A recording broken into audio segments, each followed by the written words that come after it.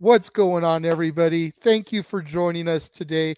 Yet another edition of Throwback Thursday. Jeff, I know you've been enjoying the content as much as I've been enjoying digging through and putting it all up and together. I'm not gonna lie. I was trepidatious watching this, especially my stuff. I hate watching my stuff, you know that. But it's been interesting to go back and watch it because, as I said, I become less of a dick as the shows go on Talk Wrestling, which is thank God I did because the first show was so bad. But man, you have been like reaching into the vault, man. I almost feel like I want to grab Mickey Mouse on SNL. I'm like, no, protect the content. They didn't sell. So man, such good stuff to watch, and today is no exception, sir. Yes, thank you once again to Aaron Rift of the NoDQ YouTube channel, James Hebert of the JH95 / FTW Productions, Noel Foster from the Simple Man brand, and of course, you, good sir, for the Yes, Jeff Meacham Network, for allowing me access to all the content that was previously discussed in private yes, amongst all of you guys, because there are limitations about what can and can't be posted, but yeah. Unfortunately, especially a big thank you once again to Aaron Rift for allowing me access to the no DQ stuff. That stuff has really helped make the process and the Throwback Thursdays succeed and thrive, I think. absolutely. Sit back, relax, everybody, enjoy as we bring to you yet another week of Throwback Thursday content.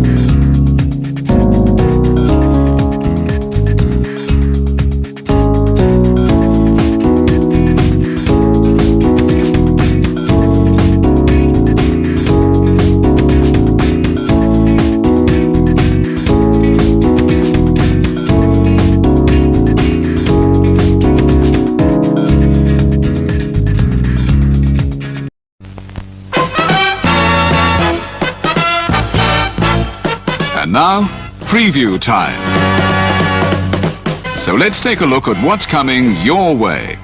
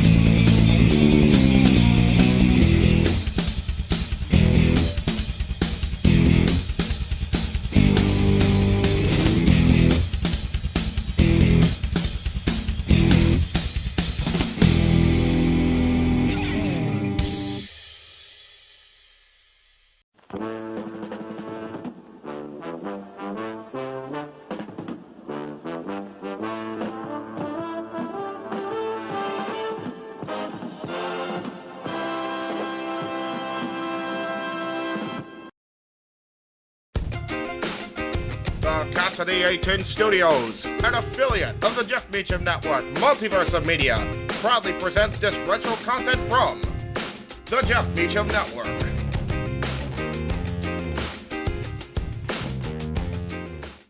The Jeff Meacham Network's Multiverse of Media. For over 15 years, the recognized symbol of excellence and the standard bearer in coverage of sports and entertainment.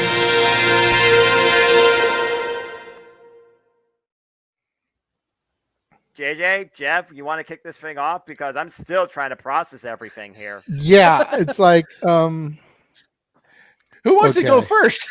Yeah, who wants to go first? well, Come on in. It's open mic night with your host. you could maybe say there's really 4 topics, but it's split into 6. The Renegade, JJ Williams.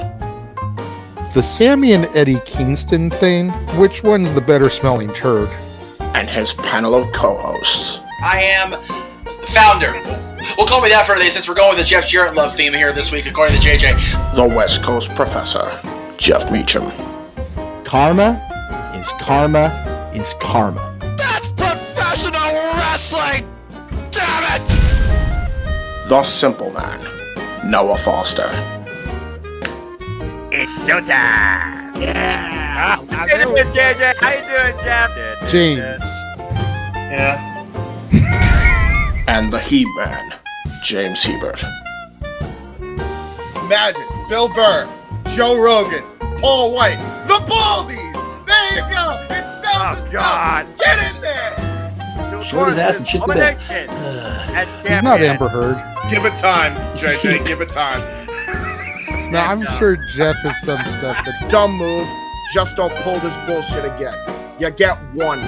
Tony needs to stop caring about the ratings. Bradshaw said as long as the ads are in place, we're not going to lose that third hour.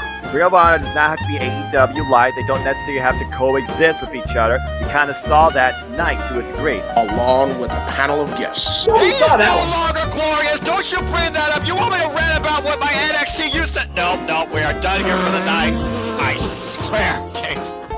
Because you never know who may show up for open mic night. I leave our company in the capable hands of an extraordinary group of superstars, employees, and executives.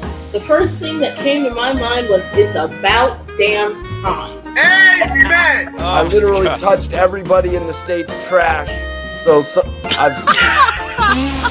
it's horrible, you guys. Peyton's new thing is Dennis the Menace, but it's funny because she calls it Dentist the Medicine. That's great. When Elliot Taylor came out and did Born for Greatness live, I was popping my pussy, having a great time. I didn't care. I was having so much fun. Sit back, relax, and enjoy the show. Fuck Bill Belichick.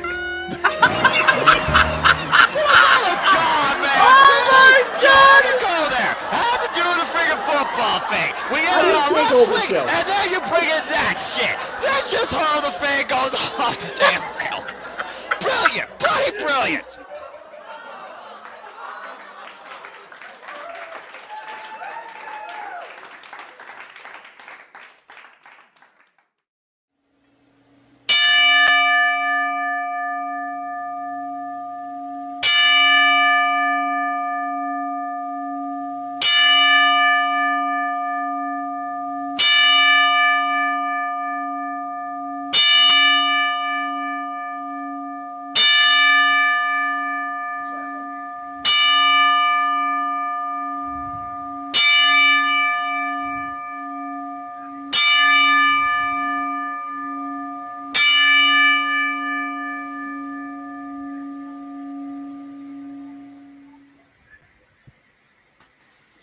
What's up, everybody? Welcome back to Open Mic Night. As we just saw on the pin bell, rest in peace to Robert Tenorio, better known as Boob Dog out here in the SoCal scene. Aside from just being the respectful thing to do in paying homage to a fallen brother of the business, Fubi is somebody that's really close to Jeff and I, because when we were starting the Casa channel, we started working at a company called Battleground Pro Wrestling out here, BPW. And Foob Dog was one of the owners, bookers, one of the office types in charge of the company, as well as being a talent on the show. And him, along with Pete Viano, who was another one of the owners, and Brandon Rickard, who also wrestled for the company, were three of the main ones who were responsible for allowing us to come inside the company and kind of really get our foot in the door as far as the indie scene. Jeff had already done work, obviously, with Epic War Wrestling and Wild and everything. But this was a huge thing for the Casa channel because as a team, as a whole, we were finally able to kind of step into that world together and went from being just fans in the audience to being ring crew, helping set up the ring on a regular basis, to me and Mikey being allowed to get into the ring and take bumps once it was set up and run the ropes a little bit, to me being baptized. We've shared that photo with you guys before. My chest all lit up from the wrestlers taking their chops on me. Right. To Jeff being involved in an angle and a match that happened at one of their shows. And all of that was due to those three individuals, Pete, Brandon, and Robert. So when we learned earlier this past week of his passing, it kind of stunned for us. So. Actually, hear me? There we go. Hi, guys. So, yeah, it's one of those. I said it on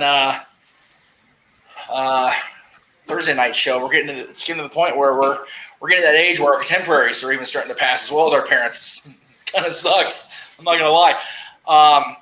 The ticker below, in case you missed SummerSlam, and if you did, for the love of God, get on the Peacock app in the morning and take care of that business, because this was a good show. Even Noah and James were impressed by WWE Live event.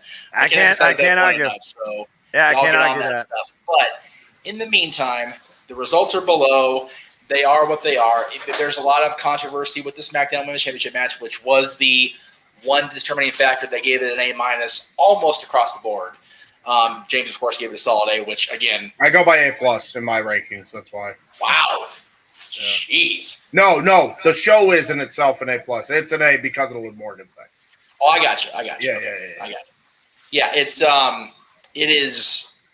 was, like I said, I had low expectations, but, I was pleasantly surprised, and I have to call like I see it. I'm proud of you, as always, our play-by-play man, the simple man with the spectacular voice.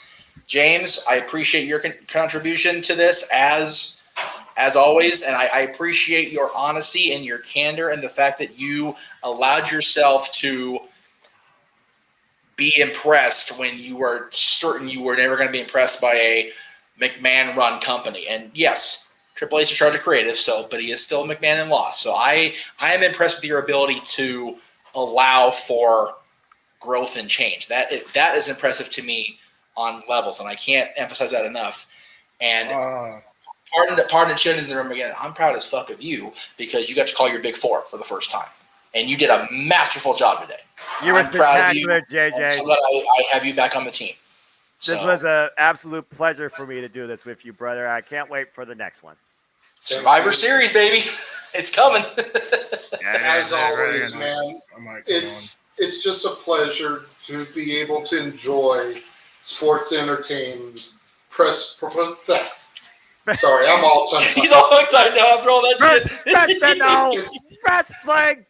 There you go. Body shirt. Sports entertainment, professional wrestling, whatever you want to call it. It's good to be able to enjoy that again after not enjoying that for so long. That's the thing.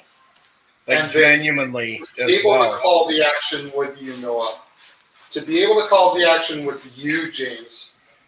We had way better chemistry than I thought we were going to have. Right. Like, we did a good job in Noah's absence. Ooh, that was loud. You both did spectacular. I caught glimpses of it while I was eating pizza and playing cornhole.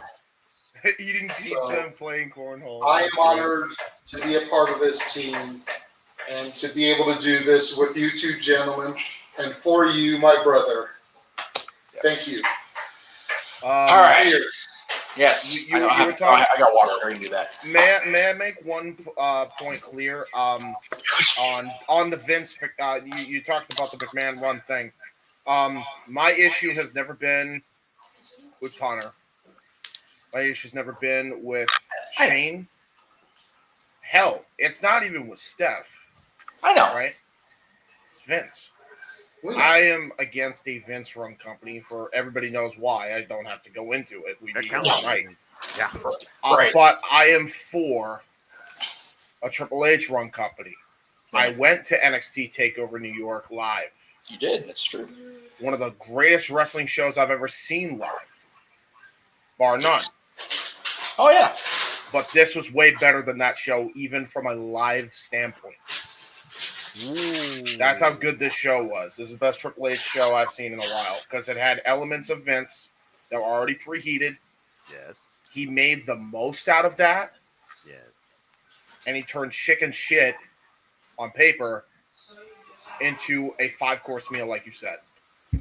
Yeah, it's one of those. You were not prepared to have a gourmet meal tonight. You were prepared to at all. So I had burgers, hot dogs, cake right before I came here.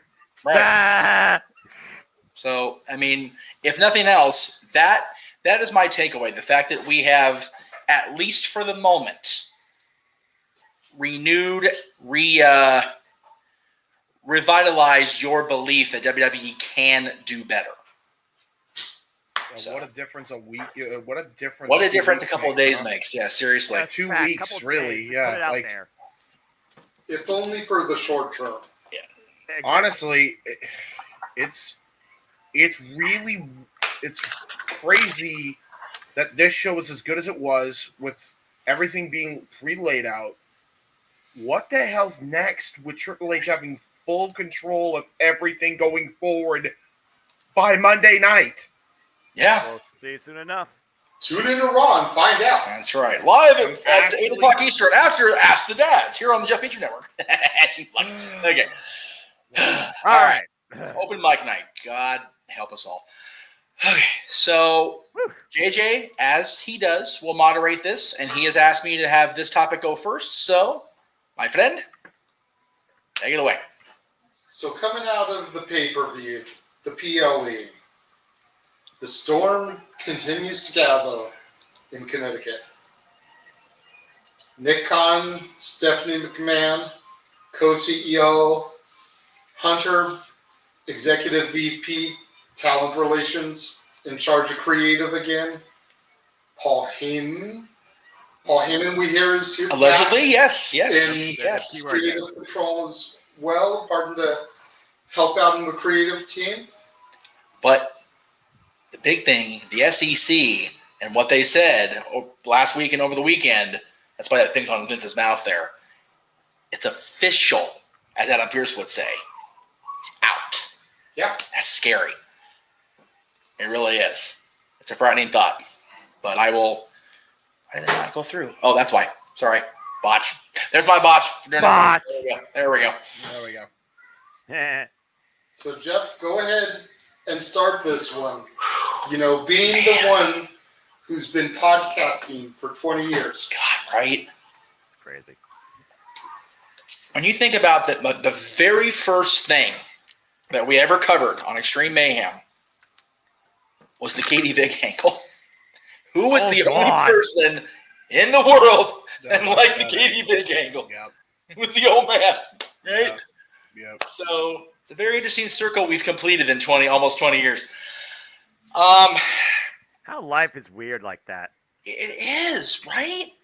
Life is, again, I've said this so many times, and again, maybe it's because I've been at Disneyland more in the last year than I have in the past 3, but fair enough.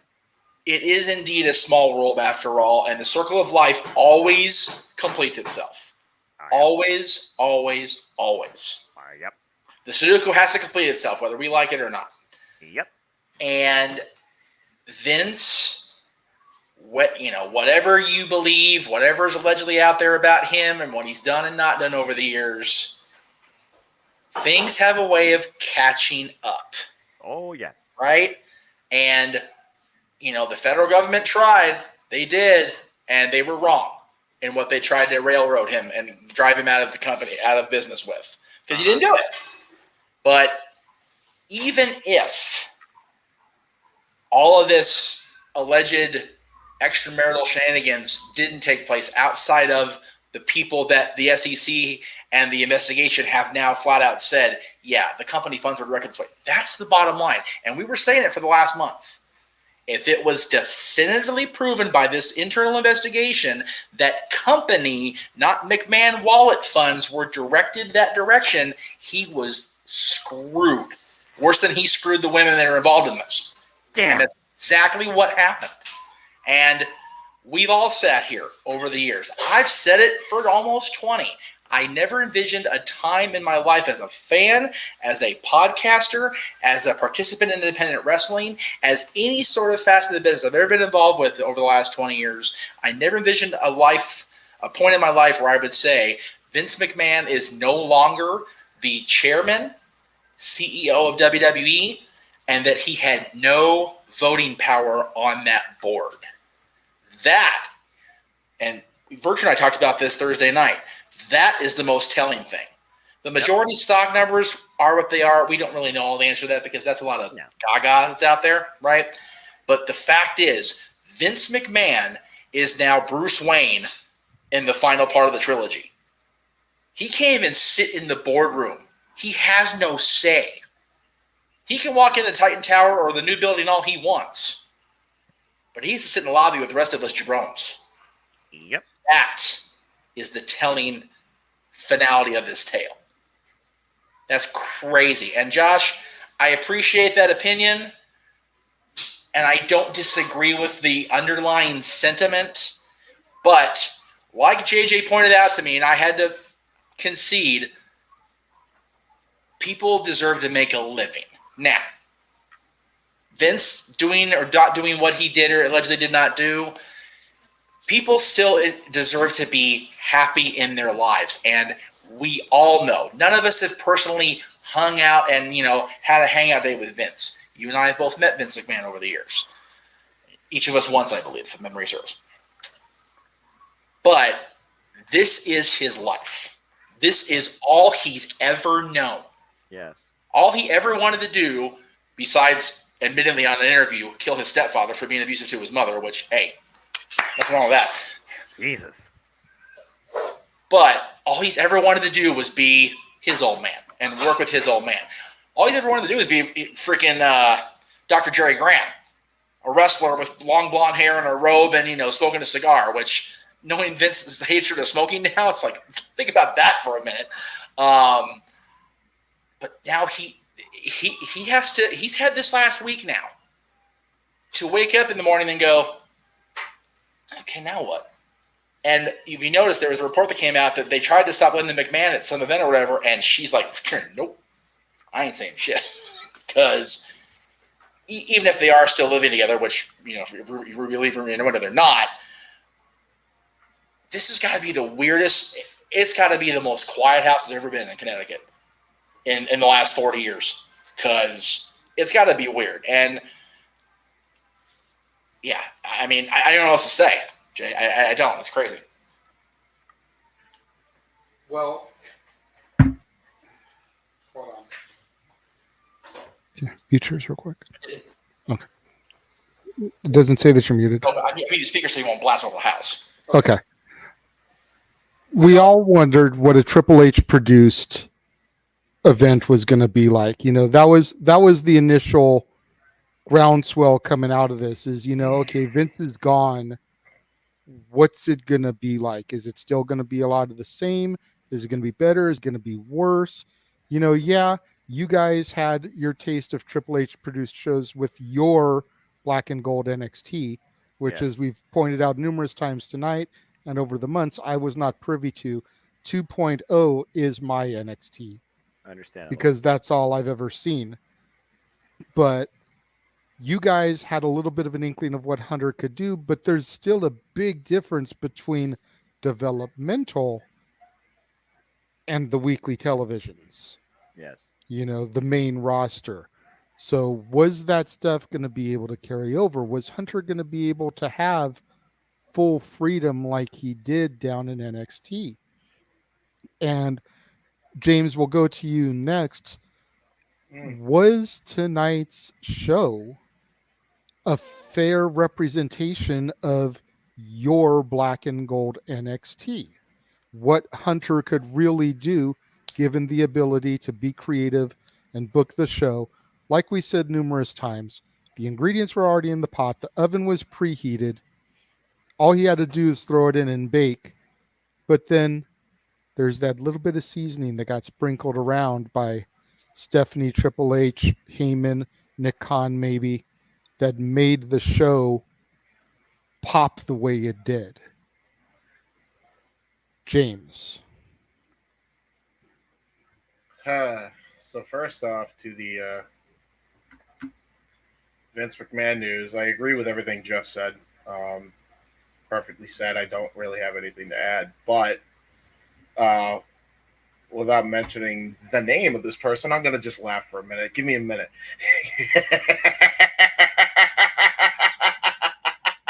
Who was right? Who was right? Okay, James. I okay. was. Okay. Thank you. Check, please. All right, cool. You got your moment in the sun. Let's there you go. refocus, okay? Cool. Wow. I don't even know if you could call it a black and gold NXT because here's the thing. By the shirt. By the shirt. By the shirt. Man. There was elements of a lot of different things in wrestling there, really, for me. It wasn't just black and gold. It was, you know, and as much as we're going to crap on the SmackDown Women's title match, they did a different style there. They did do a different style there, As much as we crap on the SmackDown Women's title match, there was a dusty finish. Yeah. So there was a throwback to the old Crockett great dusty NWA finish days. too. It was a really well done dusty finish. There was hearkening back to those eras. It was hearkening back to, technical wrestling in a way with the opening match, the Raw Women's title match, the celebrity appearance that blew me away. That's absolutely a trademark of Vince. Except here's the thing, done better because he allowed the celebrity to fully put the work in and not just do 3 spots. That's phenomenal, right?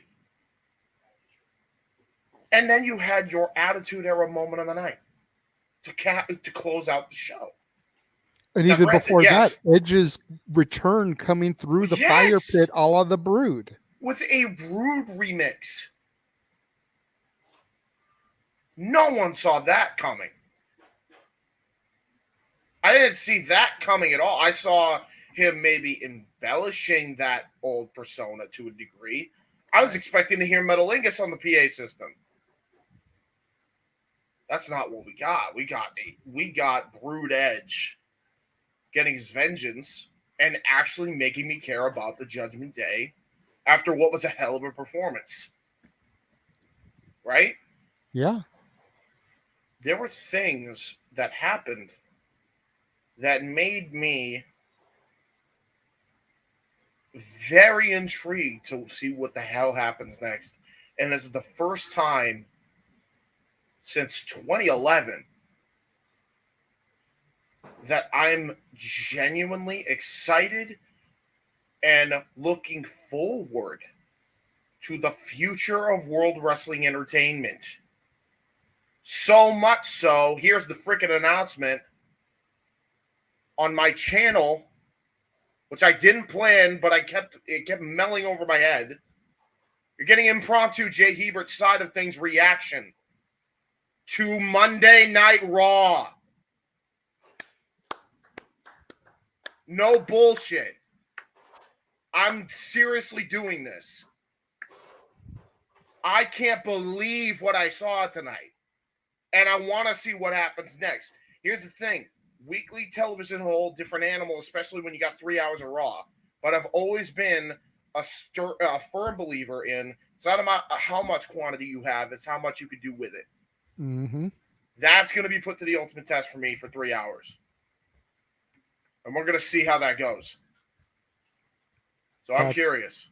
They got me hooked at least for this week, for sure. It's a great chance to have. Noah, do you echo the same sentiment as somebody else who is one of my go-to NXT Gold and Black aficionados? Like, what did you see tonight with as little as you were paying attention before you got back into the full studio, and then what you saw once you jumped back into the stream with us? Did any of this harken back to your NXT? And do you see good things for the future, or are you afraid and weary that things could continue to regress back after maybe Clash at the Castle or Survivor Series? I felt the energy. I heard and interpreted the storytelling. I saw the passion. And I appreciated what I saw to a degree when it came to professional wrestling. It was, as James Hubert politely put, a little bit of everything that used to make me a fan of the WWE, even before Black and Gold NXT. Because before Black and Gold NXT was a thing, I was a fan of the WWE at one point, indeed. Somehow, in one night, when I tried that Monday Night Raw after 8 years, and I was still by the end of it. But it was not a fully controlled, different, creatively interpreted product. It was the last stand for what was known for the last 20 years. Tonight felt different from the fact that I had barely with Dakota Kai and Io Shirai when I thought both those young ladies were off somewhere else, like the Star of Impact Wrestling, to the celebrity showcasing, where yes, the celebrities got the win, but you saw the work ethic put forward by both, and I will admit here right now, Logan Paul belongs to the professional wrestling ring. Period. As far as the rest of the show, I echo the sentiments of James completely. It had shades of everything that made me loved NXT, made it felt different versus the conventional thing I always expected in the WWE. And yet still there are subtle shadings of what I expected from that man's creativity still in this product. Triple H said, and I quote, he will only do stuff if it makes sense. That's why the show was what it was tonight. But also it was what he brought forward to those that may have lost faith in this company years ago, similar to what may have happened a few years ago on this very night. Tonight was honestly one of the greatest WWE premium live events, pay-per-views, showcase products, shows I have seen in a long damn time. And I truly do believe that things will go forward in a different, at least different, not yet going to say brighter for the long term, but different direction in the WWE. And to further add to that, when I heard about how they're going to handle the tryouts now, when I heard that there were injuries during that, he is going to not focus on athletes or people that could show up and be maybe somebody on the marquee. He's actually going to focus bringing in professional wrestlers. Damn it. Yeah. Into the WWE. Tonight was truly a standard for what I think could be brighter things to come overall in the WWE. But as far as suspension of disbelief, I'm still going to be that guy that simply goes by, I will have to wait and see. Tonight was a hell of a start. Fair enough. I think tonight was, to steal a phrase from an old In Your House, it's ground zero. It's the beginning of the new. Yeah. And regardless of what we paint on the blank canvas that is in front of us for the next days, weeks, months, and years, it's going to be different. We know that. Whether it'll be better, worse, much of the same, all remains to be seen. Exactly. But it's ground zero. It's a blank slate. Triple H proved that tonight. Yep. And I want to believe that things will only be better and brighter down the road. Exactly. I've been burned before by this company. All of us have. Only one of us in this room has never stopped watching WWE. And that's only because it's his goddamn job to do it every week and talk about it. But everybody else in this room has stopped watching at some point for one reason or another.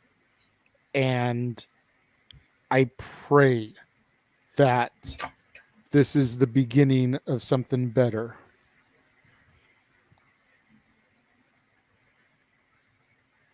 You're both muted. If I may, before we go on to the next, gosh darn it, go away, bot. Like you. I think it's already blocked, so it's all good. Oh, good grief. Okay, it is very good. Just making sure. Anyway, all right, so before we move on to the next topic, I did want to bring up from King Mike X and the follow-up from Raymond. I wonder if Triple H ever thought about going back to 2 hours for Raw, and Triple H did say that it's easier to write for 2 than for 3.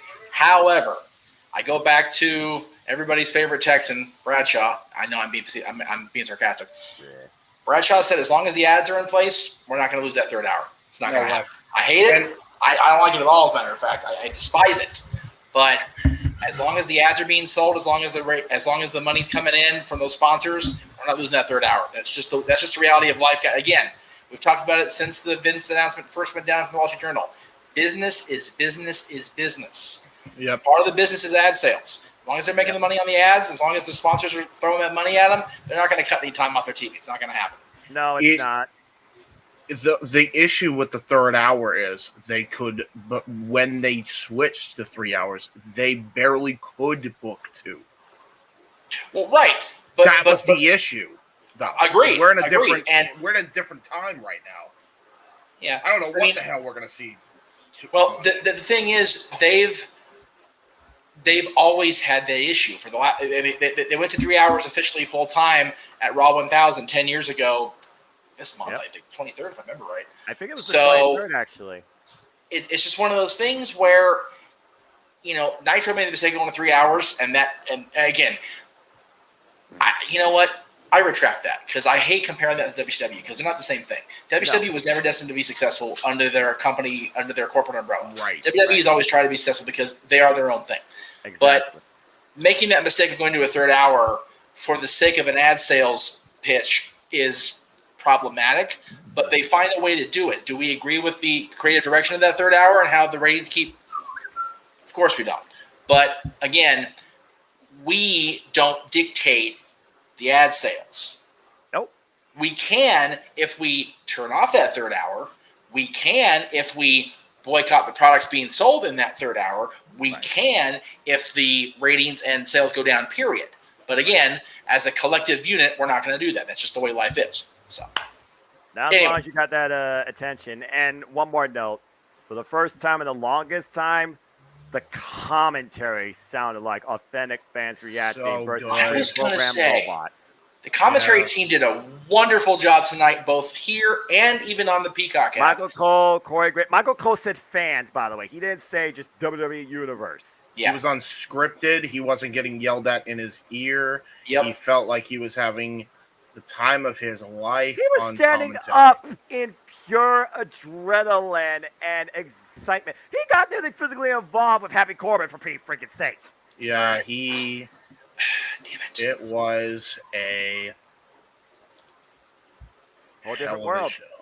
Yeah, it was a whole different world. It felt like a whole new world. It's crazy because we're doing we're doing retros now. Originally, we were going to add 2000 and 2003, but obviously, just everything went to absolute hell in my life and other people's. Right. But we are still doing a retro review on 2012, and I've already watched that show. Watching that show, and especially in the mood I'm in, because that was after dealing with Xfinity for freaking ages. The whole different conversation. And all the family stuff, all the passings. I was in the worst mood, and that show did not help matters, right? Right. No. I completely agree with you. I went back and rewatched it because you had asked me to be on the show, so I was there. Yeah. It was a hard rewatch. Bro, it's rough. It's rough, right? And that's why I said it's thank God for the Miz, and I never thought I'd say those words. Ever in my life. By the way, you're muted. You're muted. For a reason. Jeff muted himself. We're sitting right next to each other, and he doesn't have a headset on.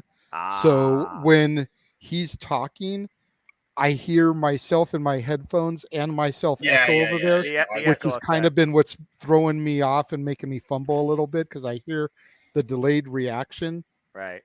So, but out of the 3 shows that I went to for SummerSlam, that was by and far the worst. Going back and rewatching it, the 2012 one. 2010, 2011 were awesome. They weren't great, but they were good for different levels of reasons, you know. Right. I always look back fondly, even though the ending of the match was booked horribly, but I always look back fondly on the Nexus Team WWE match because getting to see Bret Hart in the middle of the ring again after everything he had been through was a moment for me. Fair enough. Yeah. You I can know, regret that. seeing these 7 young guys take on the establishment, that was a moment for me. Seeing Brian fucking Danielson, our Yes. PWG buddy, come to the ring to be the 7th man was a moment for me. That was great. And I was 6th row for it. I'm on the camera pretty much the entire show Right. with different signs. 2011, Punk Cena. And then the cash-in that I try to forget about with Alberto Del Rio. It's like Bruno. We just don't talk about it. Fair enough. But you know, CM Punk and Cena after the pipe bomb, which we were there for, after Money in the Bank and everything that built off of that. Man, it was a great show to see. And then I go back and I watch 2012 and it's just like yeah. It was a rough watch, man. It was. I mean, I'm still down to do the thing with you, James. Yeah, 100%. Because I committed and I have my notes taken from having to sit through that again. I'm so glad you do because I got my own. Oh boy, can't wait to see how those match up. So I'm glad I did 2000. That's all I have to say about that. I don't blame you for 2000. That was a phenomenal show. You're damn right it was. Anyway, we're going off in the weeds as a Jeff you know would what? It tends to happen here on the Jeff Meacham Network on the Casa D18 Studios. So let's try and reel it back in. We've handled that topic that we were going to discuss. The next one at hand is the rumor. Oh, okay, let me stress that again. The rumor. Big quotes. That a source within AEW says that Paige has now signed with AEW and is in a similar situation to Claudio Castagnoli was, waiting for the right moment to review. What do we think about this? Is there any clout to this? Do we think this is a legitimate rumor? Is it something that we should just cast out by the wayside and not even really give much thought to? Is this something that you want to see in AEW? Noah, I'm going to start with you because much like the Black and Gold NXT, you and James are my 2 go-tos for AEW. So I'm going to start with you, Noah. Is this something as a AEW fan from day one that you want to see happen? And do you think that this is a legitimate rumor, or is it something that should just be dismissed and not even thought about? Well, to answer the second half of the question, I'll put it to you like this. When it comes to anything, this just in, I've heard reported blah, blah, blah, blah, blah, blah, blah, blah. Actions speak louder than words. Seeing is believing. I'll believe it when I see it. It's as simple as that with anything you read off to me or share with me in any publication. And that includes reported by NoDQ. Because again, I'm just reading. I'm not seeing. Now then, back to the first part of the question. One of the biggest criticisms of the AEW product is the women's division. They have incredible talent, but sometimes they lack a real direction. It's almost like they're pigeonholed in the same TV spot every week. But sometimes they actually demonstrate a lot within that spot. I just wish they could spread it out more and maybe book more than one women's actual match a week on a single show. That being said, if Paige were to be involved in AEW to provide creative input or guidelines, shades of what Gail Kim has done to further produce and excel the Knockouts division that now has Killer Kelly signed to a multi-year deal. Congratulations to her. Welcome back to the industry, my friend. I would think it would be pretty cool to have Paige actually involved in AEW. And when I figure about what she could do, I figure about a talent that should be pushed further than just the tag partner of a certain role model too.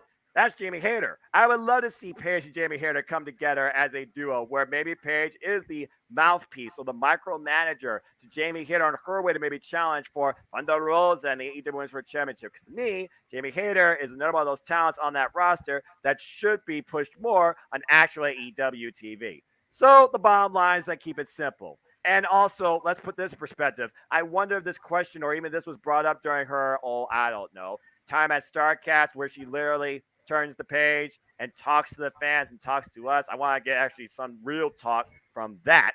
But I would like to see Paige involved to help move forward the women's division in AEW. But again, seeing is believing. So we'll wait and see.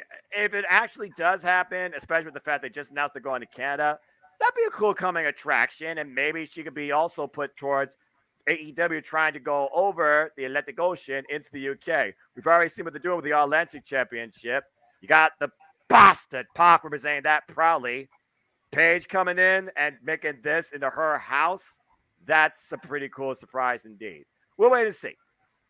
I'm glad you pointed out the structure and the direction of the women's division.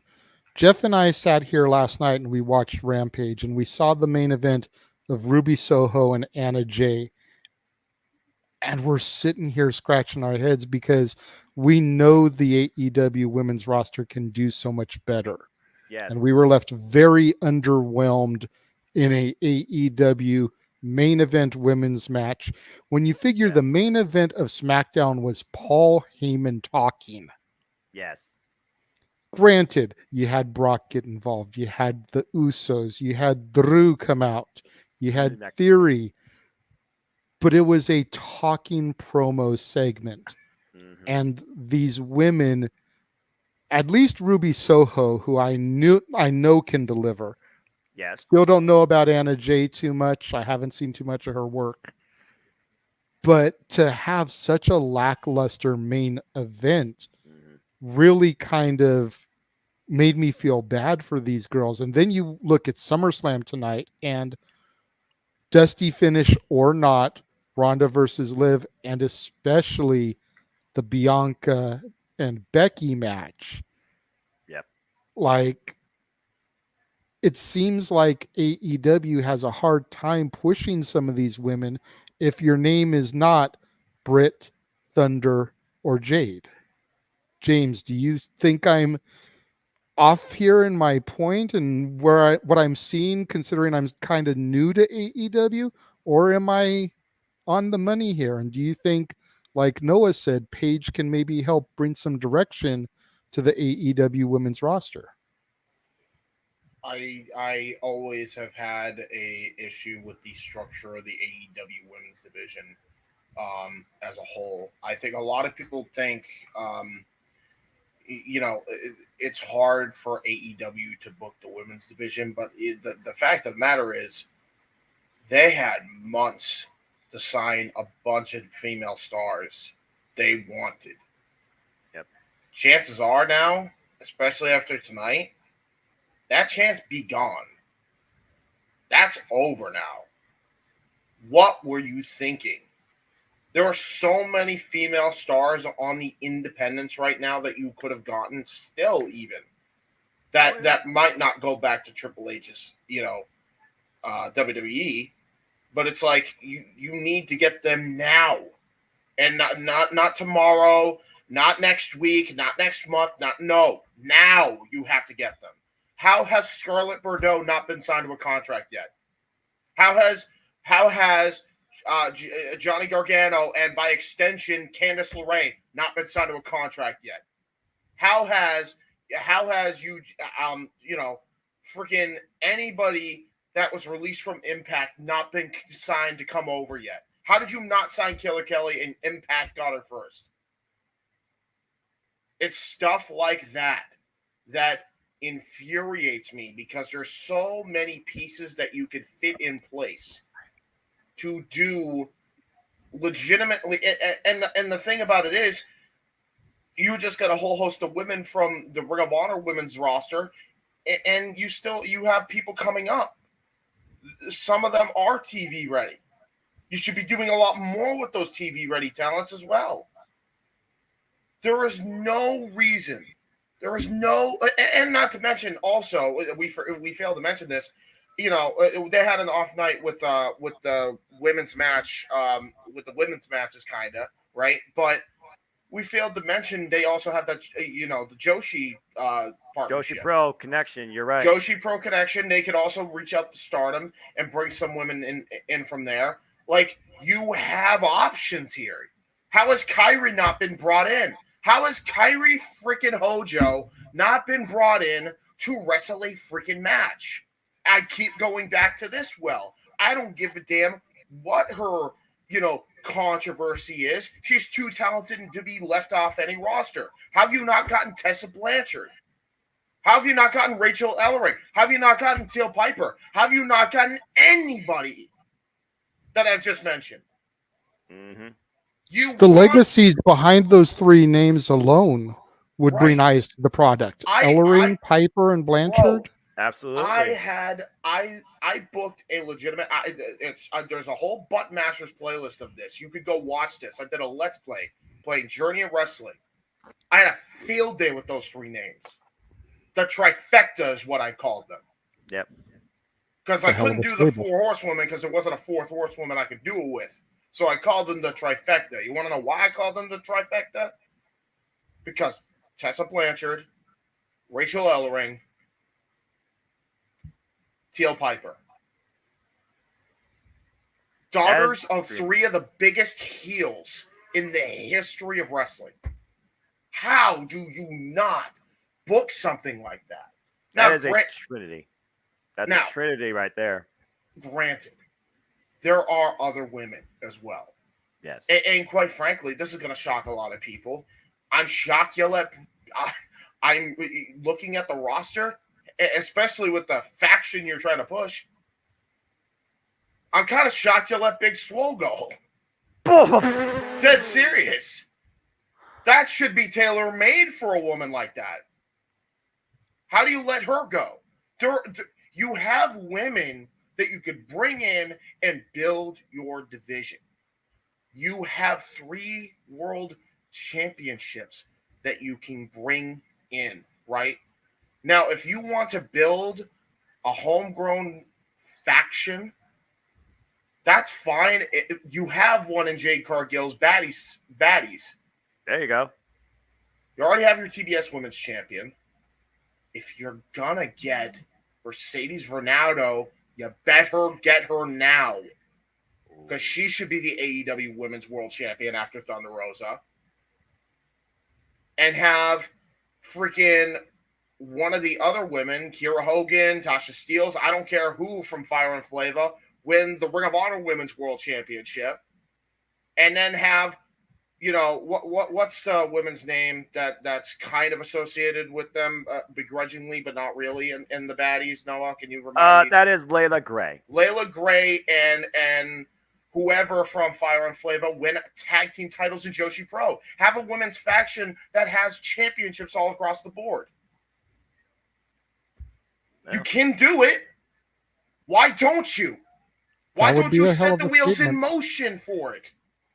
That would be a hell of a statement. And I have Jeff over here in my peripheral kind of shaking his head like, I don't know about Mercedes becoming world champion.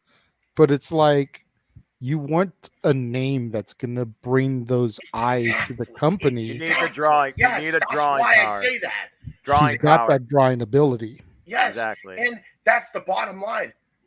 Regardless of feelings of Mercedes, regardless of feelings of Tessa, regardless of feelings of whatever women you have, you need women to build a roster. You need mainstays. You need women that can bring eyeballs.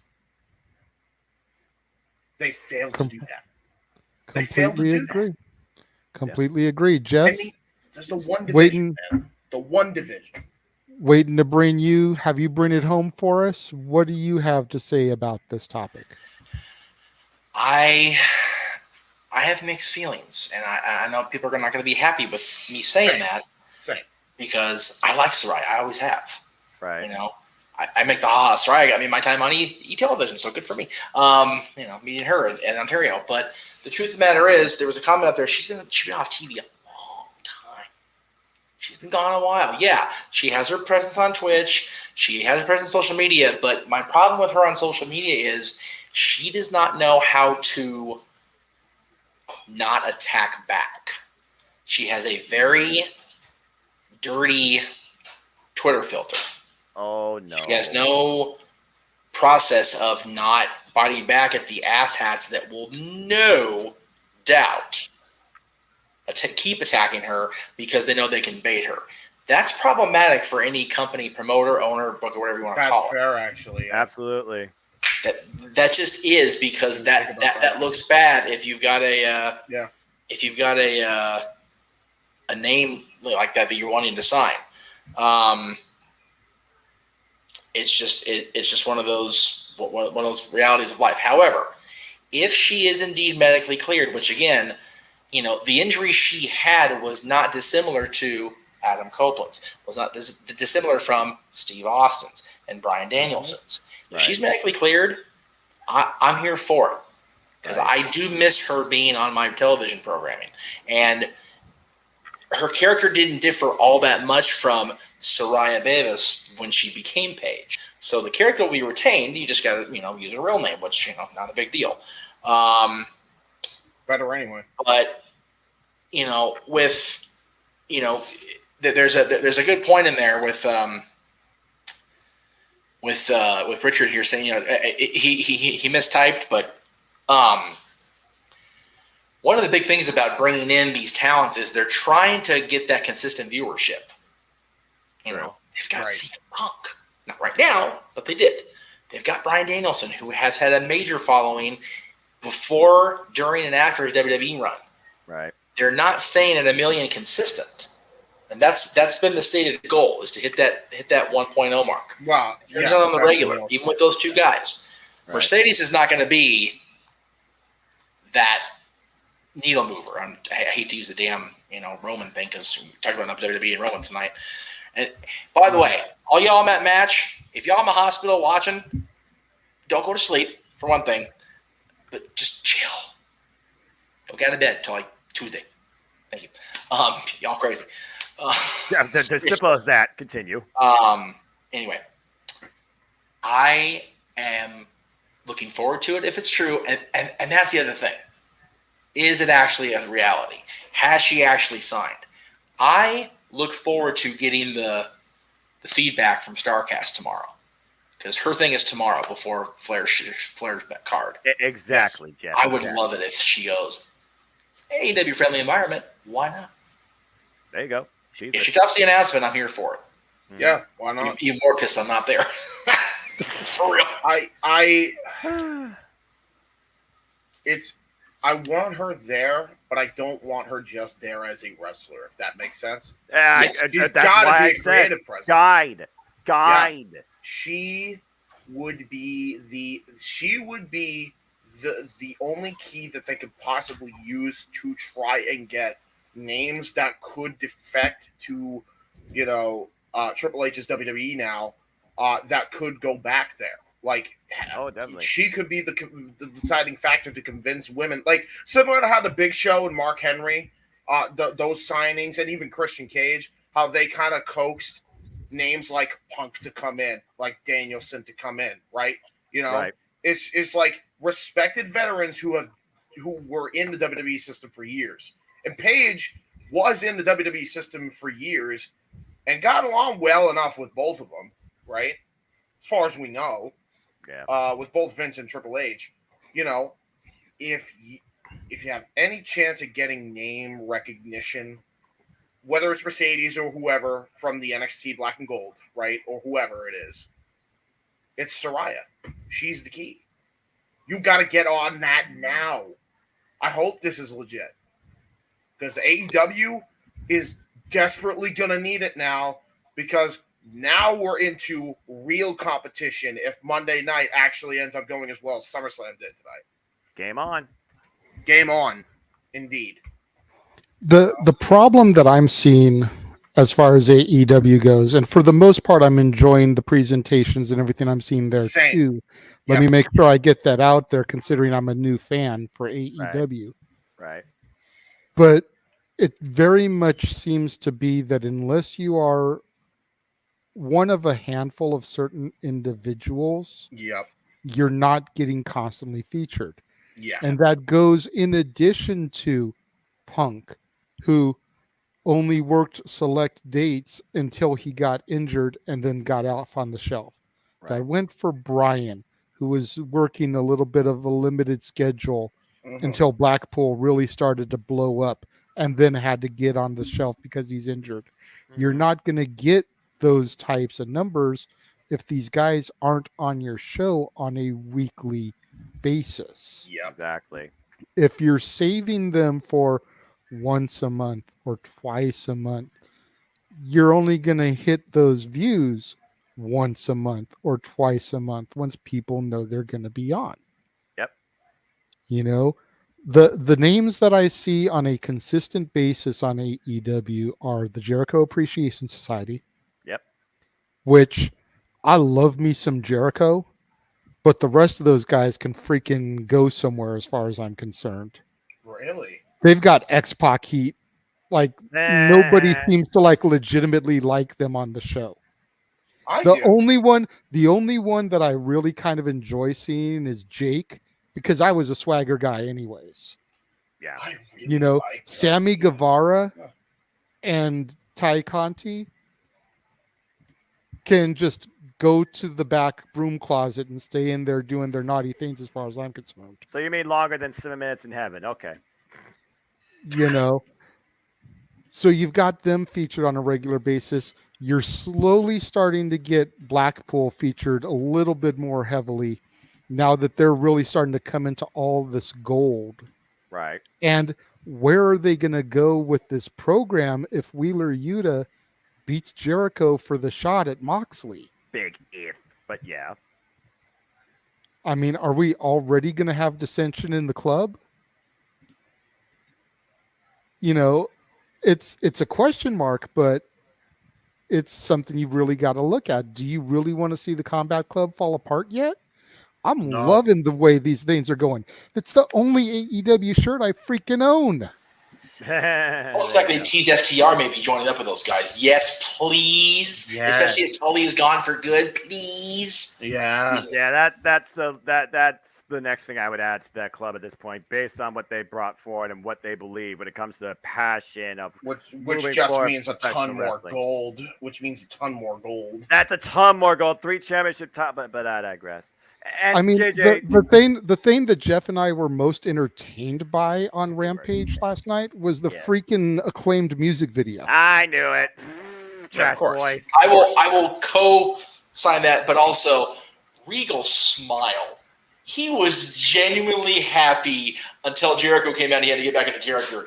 He is loving every minute of his damn life right now because he actively got Bryan Danielson signed by WWE, and now he's managing it. He actively, along with Hunter, went out and got Mox, who was so not the Triple H, the William Regal type wrestler, right? He's not. John Moxley was not that guy in the CZW or the Indies, and he's now managing him. Wheeler Yuta, who is just a technical stud, and nobody saw it except very few people. I saw him on the cruise. Not his wrestling skill. I saw that personality. It was coming out of him. Slow but sure with the best friends. Regal has reached down his throat and yanked it out of his damn self. It's wonderful to see. And like I said, if FTR can't have a horseman or a brain buster, shit, put him with Regal. And now you got Claudio. Regal, if Regal could clone himself and make that one gay, he would be in love with Claudio Castagnoli. That's how much he loves that man. Like, for real. I've seen it at PWG. I've seen it in person at shows. He loves Claudio, and he is so happy that Claudio is getting to be Claudio, and he's a world effing champion. That makes my freaking day.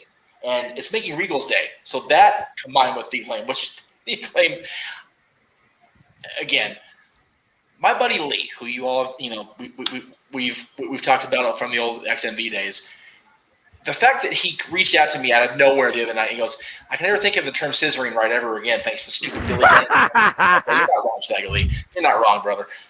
Terrible. Just terrible. Oh, God. But then back to my point, as far as the women go, it seems like I'm always seeing Britt Baker and Jade and the Baddies. And Thunder. Thunder, I still don't see like on a weekly basis, Right. but pretty more consistent than some of the others. Yeah. No, for real.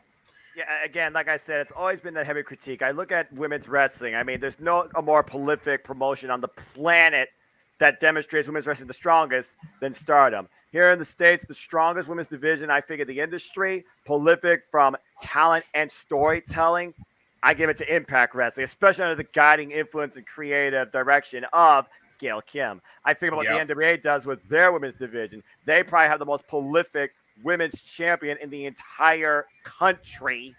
I would say probably in this industry, and that would be 1X, Miss Camille herself, who such as defended the Burke most recently against Chelsea Green. And again, Chelsea Green, what she's done with herself since leaving WWE, good for her, man. So again, AEW, incredible potential, but they need more direction in guiding and presenting the depth of their division. And I'm not just talking about darker elevation.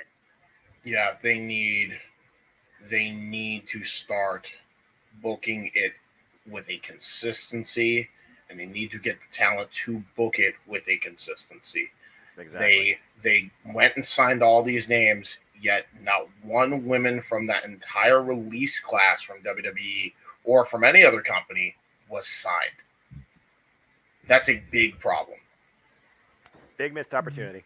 They need to find somebody a la, and yes, I'm going to use this name, don't shoot me, IWC, but they need to find someone a la Vince Russo who can make storylines for every person on the roster. Right. You go back and you think about the height of the Attitude Era and his booking run in WWF. It didn't matter if you were Mick Foley, if you were Taka Michinoku, if you were the Nation of Domination, you had a spot on the show. Right. He had storylines for every wrestler. If you weren't in a match, you were involved in a segment, something on a regular basis.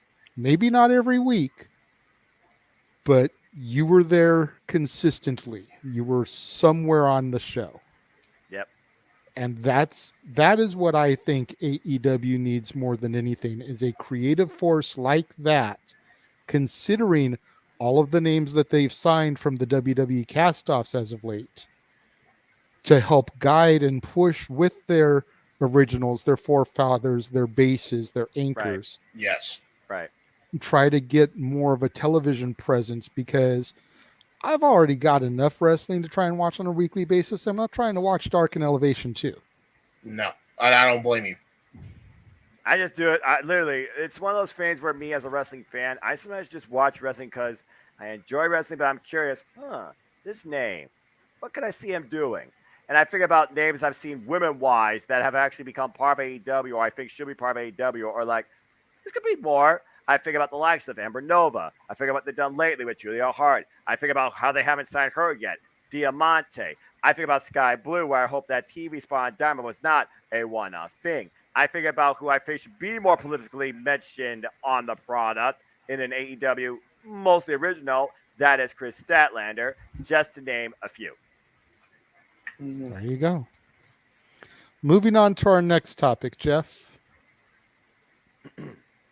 Oh, hold on. He wants to say something again real quick before we move on. Go right ahead. It's your show. It's not the topic at hand. The graphic is incomplete only because I don't have the part about his talking about collaboration. So that's fine. I don't have the graphic you sent me, but I have the graphic that I created to talk about both things. So, okay, here we go. Tony Khan made a comment about AEW being the fastest rising company in recent times, the strongest challenger in the last 2 decades, and he says challenger only because he acknowledges that WWE is still the strongest promotion right now. I think that's a bold yet humble statement from Tony, because people overlook what NWA TNA did, we'll say, in its first decade prior to the Hogan Bischoff takeover. Oh, God. Forget that. You know, I try to forget everything that came with the Hogan Bischoff takeover, but you figure from the weekly pay-per-views to the impact and everything that they did, the 6-sided ring, Right. the World X Cup, Right. all the things that they innovated and they pioneered. I think a lot of people sleep on that Yep. when they talk about AEW as the biggest competitor of the last 20 years. And granted, NWA did start 20 years ago. We had that celebration at Slammiversary. But they had a good 5 to 10 year run where they were, although not financially, a strong competition to WWE. They were definitely an alternative. They had so much to offer that WWE had no choice but to take notice of AJ Styles, Samoa Joe, Robert Roode, Eric Young. All guys who have come in and played a part at some point or another. Braden Walker of the WWE at some point. Right. They took notice of these guys. Petey Williams is an agent. Abyss is an agent.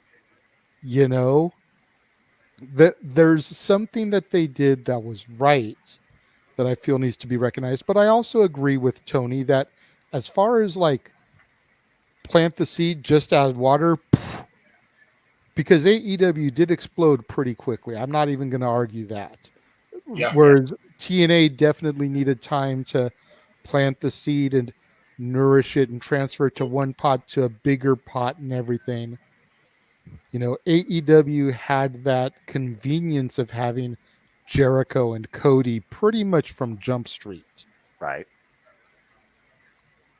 And then the talk that there's now the possibility of collaboration with WWE.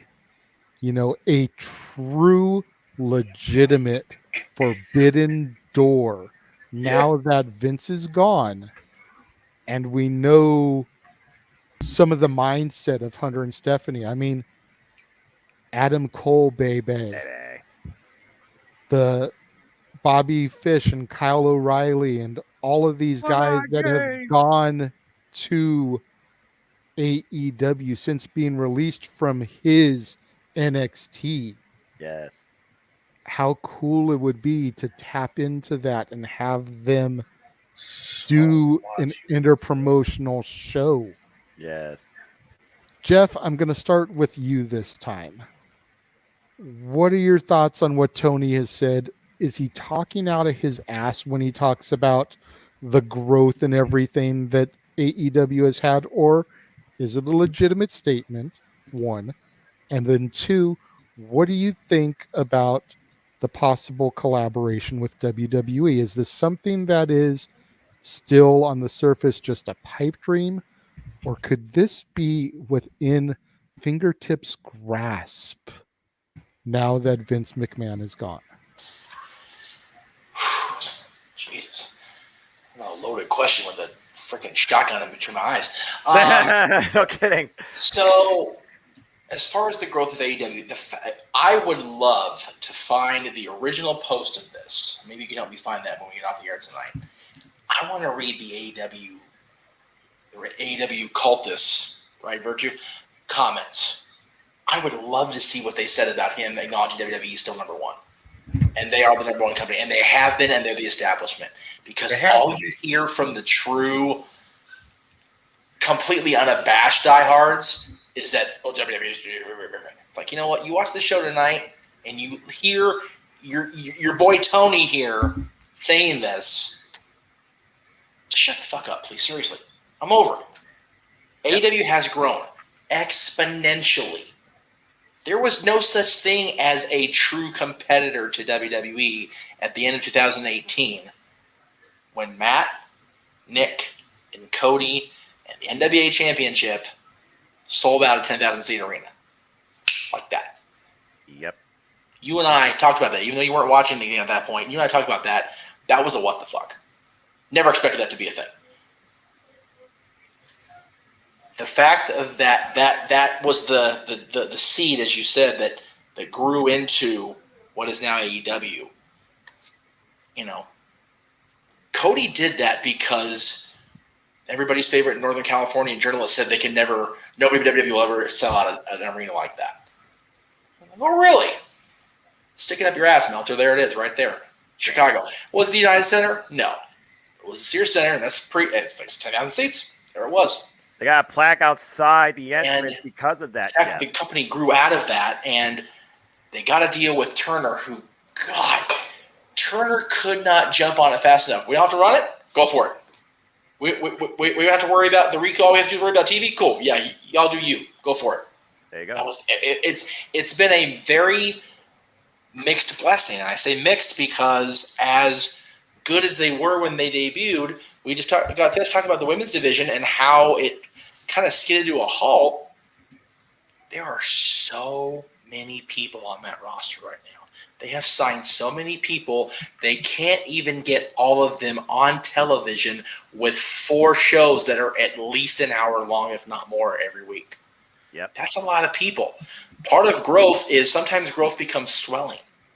They are swelling very much like a freaking Tommy John, injury right now. For you non-sports fans, that's a pitcher's baseball injury. When you mess up your arm really bad. Are they swelling like the NWO? No, because nobody's holding like NWO, because that was just god-awful and ridiculous. Right, Virgil? Exactly. I know you're working at StarCast and you got booked. Good for you, Mike. Soul Man Jones got him a booking from Conrad, who never would ever book a wrestling show ever in his life. Said that more than once. Yeah, I'm going to give you shit tonight too, Conrad. I love you, but yeah, I'm going to give you shit tonight. So, everybody. The NWO got out of hand in a hurry.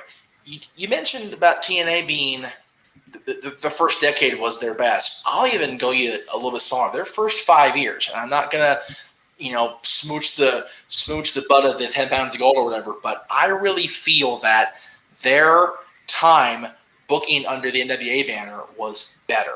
And I'm not saying the TNA champions afterwards. I've got Kurt Angle, Team 3D, Jay Lethal, Black Machismo as the X Division champion.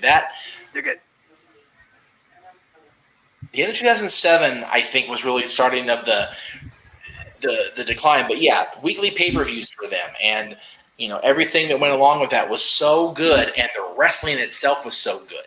I think the main issue with AEW not growing to the point of not swelling is the fact that there's too many people, and both the NWA now and AEW have too many damn titles. It's to the point, Dad and I were driving back from dropping Dylan off, and it's like, let's just have AEW become the Oprah Winfrey show. You get a belt, and you get a belt, and you get it. Everybody gets a belt today. It's kind of ridiculous. The Trios title is coming. And the Trios title is coming. And again, that's very much a Kenny Omega Young Bucks thing, and I get it. That's great. How many people do we need to have in? Because nobody has more than one championship in the company right now. Not a person. And when you factor in, they also own Ring of Honor they don't own. Tony owns it. I'm sorry for you freaking literalists. Tony owns both companies. So you've got the Ring of Honor championship at your disposal. You've got AEW. You've got their partnership with New Japan, which could very well develop into something else as far as having their champions. We had that Forbidden Door. That really wasn't a Forbidden Door. But, all their championships can be on AEW television. We don't need everybody and their mother to be a champion. That's how wrestling goes. You have champions and you have challengers. You can't have Jim Crockett versus the UWF where it's like Steve Williams, well, I'm the world champion. Ric Flair's like, that's cute, Doc. That's real cute.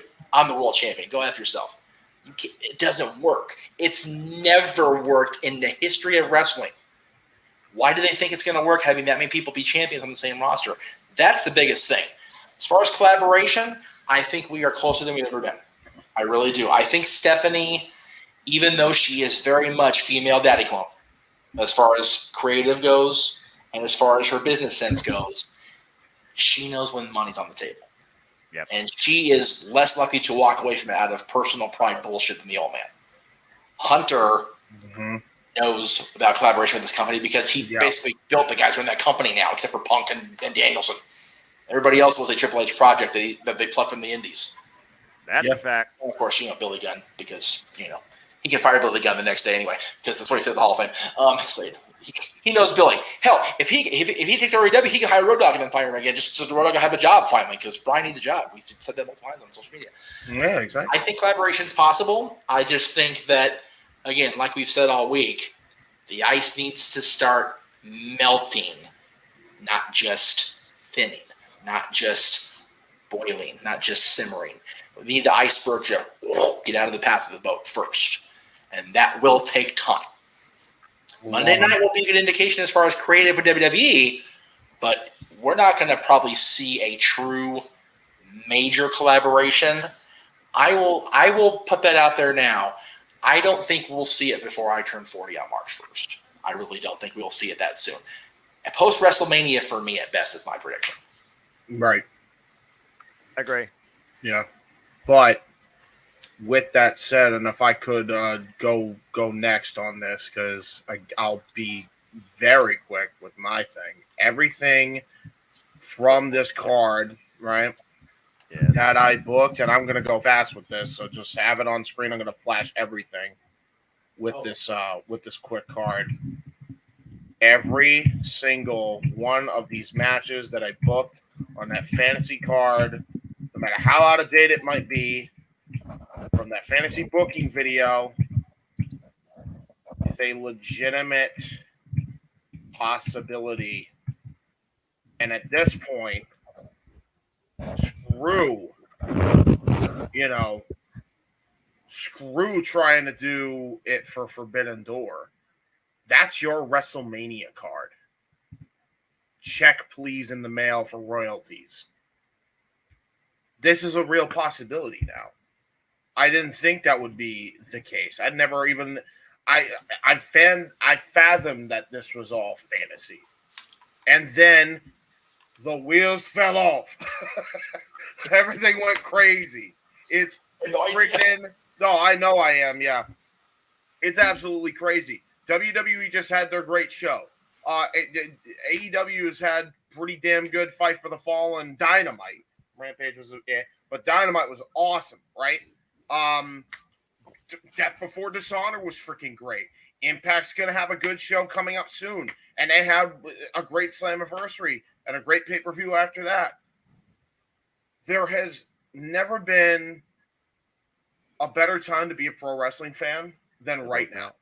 Simple as that. I'm serious. And it's like this is going to be a long time coming when it all is said and done. I don't think people realize that, well, I'm looking for best case scenario here. If this generates good reviews and good numbers for them and good, financials, guess what that's going to mean? Triple H ain't going anywhere. Nick Khan and Stephanie McMahon aren't going anywhere. They're here to stay. Here for the long haul.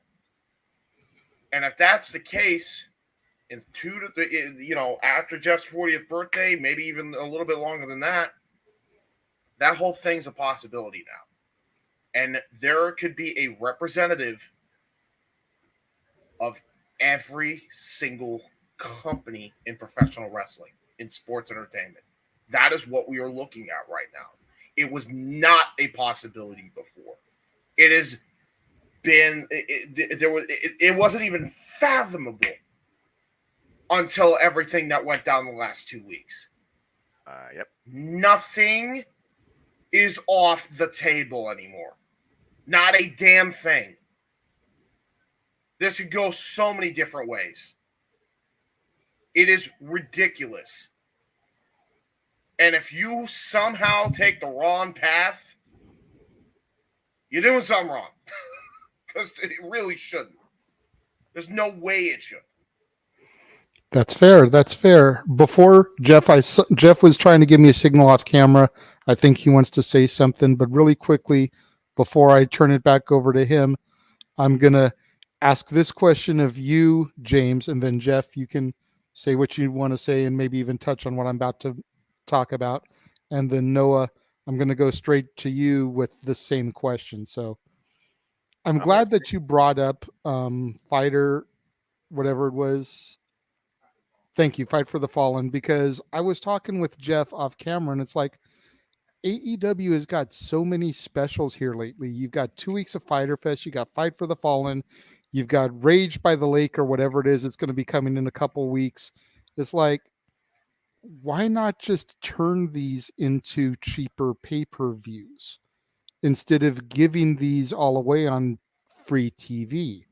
Why does every episode of SmackDown, Jesus, how conditioned I am. Raw, SmackDown. Why does every episode of Dynamite and Rampage have to be a freaking Clash of the Champions? Right. You know, I should mean, know. I did 3 weeks I ago. don't think it's a bad thing that they do that, but you've got to like Love you, spread Jack. it out more instead of doing 3 weeks of specials and you're still not able to pop 1 million views. 1. And then 2, Wow. going back to how closely you said that we are to this, and this is where I really wanted to throw back over to you, Jeff, because you said it wouldn't be until after you turn 40. We saw a forbidden door in the Rumble this year with Mickie James. What's to say that come next year's Rumble, we can't see MJF, Wardlow, even if it's just a return of Chris Jericho with Judas? Yeah. Holy hell. Yeah. Right. Entirely realistic possibility. Break the walls down to introduce it. Yes. No, not break the walls down, have the countdown clock, but then kick into Judas. Judas. Yeah. Jeff, your thoughts on this, and then Noah, your response to these same questions. Oh, Jeff, you're still muted. All right, try that again. I don't mind the Forbidden Door being cracked again at the Rumble. That's cool, MJF or whatever. But if it gets kicked open and off the hinges and we have a card, is there no better setting than a Hollywood story at SoFi Stadium for this kind of show? You wouldn't get 100,000 people in that stadium. This is the way to do it. That absolutely Tell you what. is the way to do it, yeah. Now, granted, is WWE going to make all that money on their own? Of course not, because Bro, you can feel the Food City 500 with this show. You really could. You really could. Yeah. And like I said, that's the end of my celebration of my 40th. A month and a day after. Like, I'm okay with it. That's a party. Have to drag me back to the hospital afterwards for all the alcohol consumed for how much I'll be partying. But look at as far as like I said, it's a real possibility, and it'll be sooner. Like I said, none of us, when the Forbidden Door show went down, none of us, when Mickie James walked into that Royal Rumble, ever really considered it to be a possibility because of who was in charge of the company. The fact of the matter is, we have always said never say never about anything in wrestling. But we all were convinced that Vince McMahon would never step down, forced out or not. Right. I fully, truly, honestly believe in my heart of heart, in my gut of gut, in my lack of soul, because I'm a ginger. Thank you, Trey and Matt, for that. Never say never in this fucking business again. No. James and Noah, do as the moderator requests. James, you were on James first, right? Well, he was going to go to Noah first. I just want to – I'm going to throw it to Noah after this. Can you flash that comment from Kuzan again? I love this man for doing that. Okay. Absolutely, yeah, like, who the hell is this? We wondered who it was. Yeah, that's my boy. Jack. Thank you, man.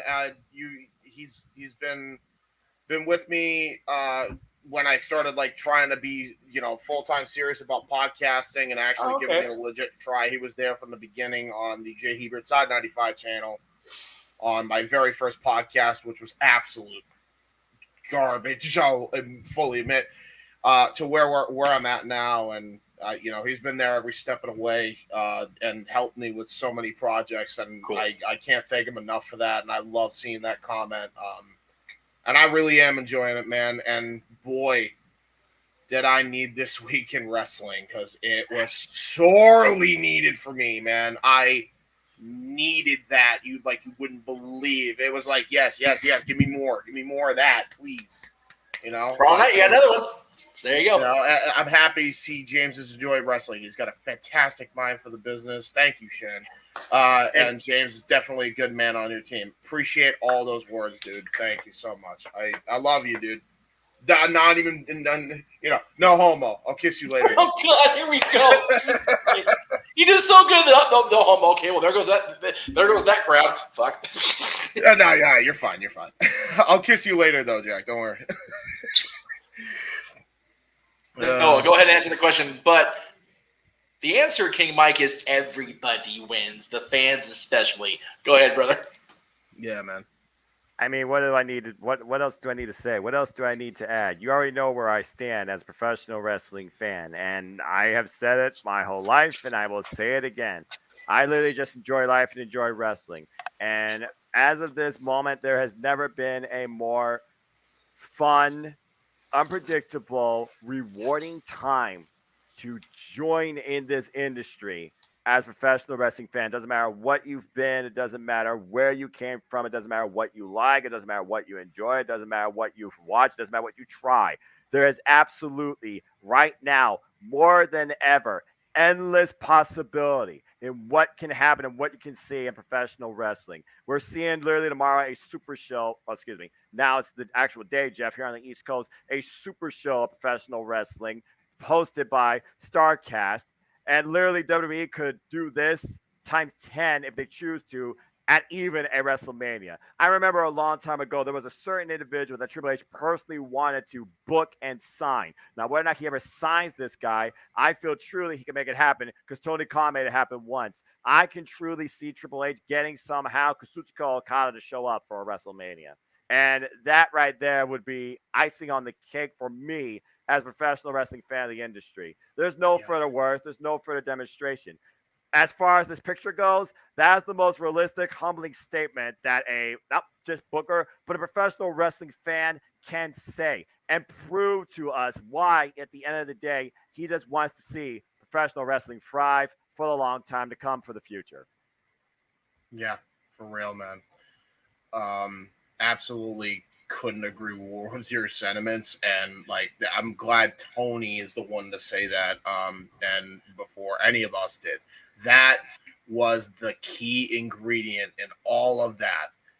The first one happened. Triple H coming in, Vince leaving, right? That was the first ingredient. The second was Tony saying that. That was a big one, huge one. This needed to happen. And I'm glad it finally is happening. And I get to live through that. Because for a long time, I feared for the industry's future. I never looked more forward to a week of wrestling in my life after a big 4 pay-per-view in WWE or PLE, whatever you want to call it, right? Never looked more forward to a Raw in my life. Going back to my comment, insane. Going back to my comment about the Rumble, check out Keen Mike X's comment there that just popped up. Can you imagine if Seth and Roman were in the Rumble and Wild Thing hit? Oh my God, man. Yeah. That would blow the goddamn roof off the place. Holy shit, yeah.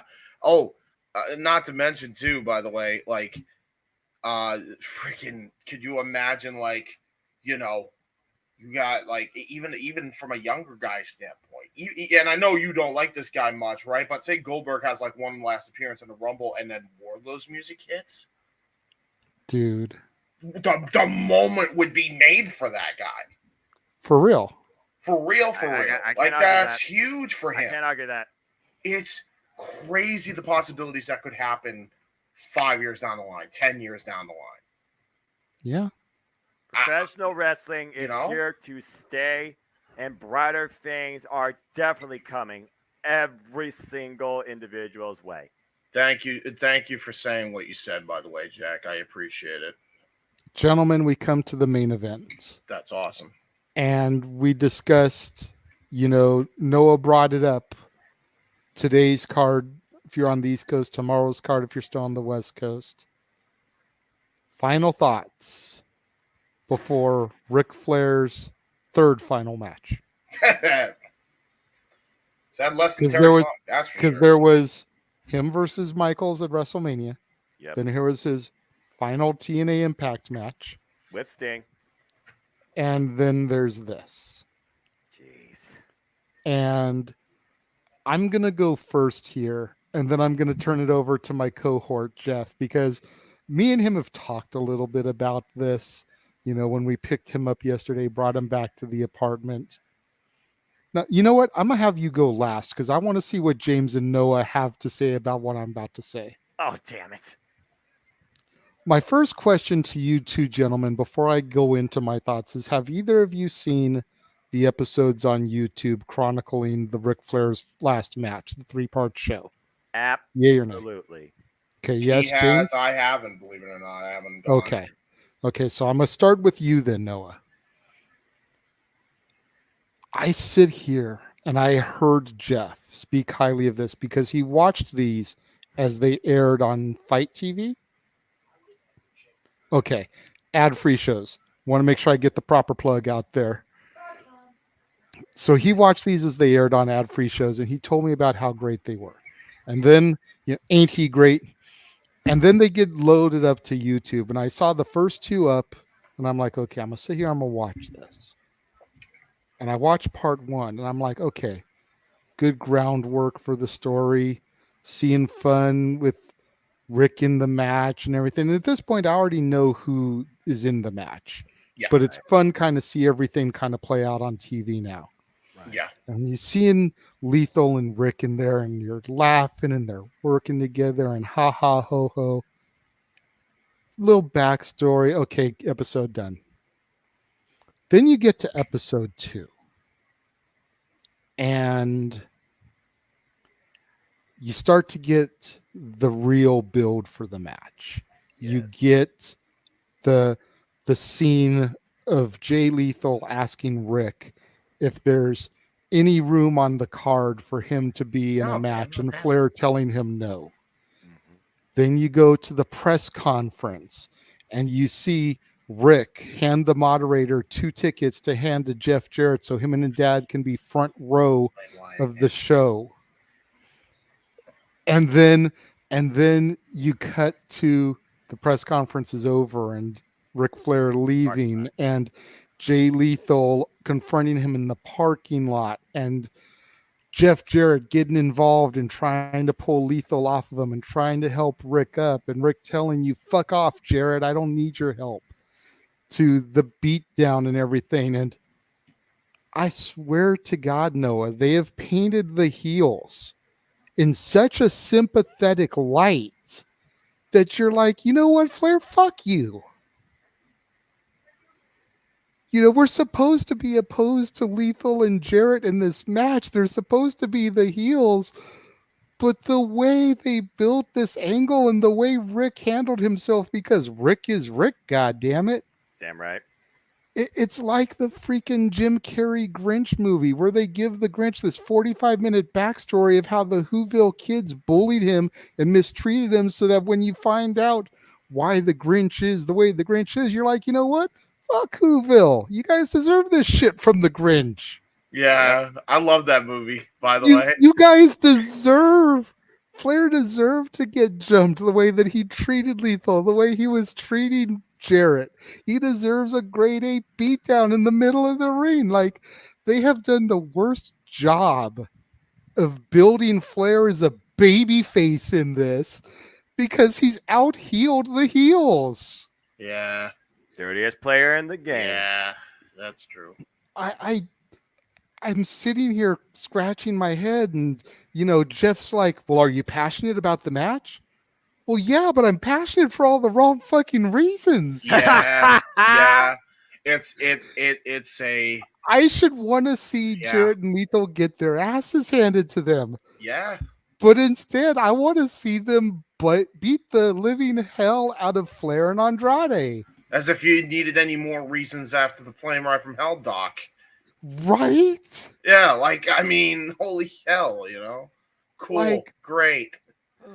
So overall, like, and I don't know if you have the graphic, Jeff, loaded with all the matches, but like, if you look at the grand scale of this thing, you know, you've got AAA, you've got New Japan, you've got Impact, you've got Ring of Honor, you've got AEW, you've got Jeff Jarrett, who is a WWE official, all in the match, all these companies represented. This is a represented here. true Yeah. Forbidden Door show. Yeah. And it's an indie show, for Christ's sakes.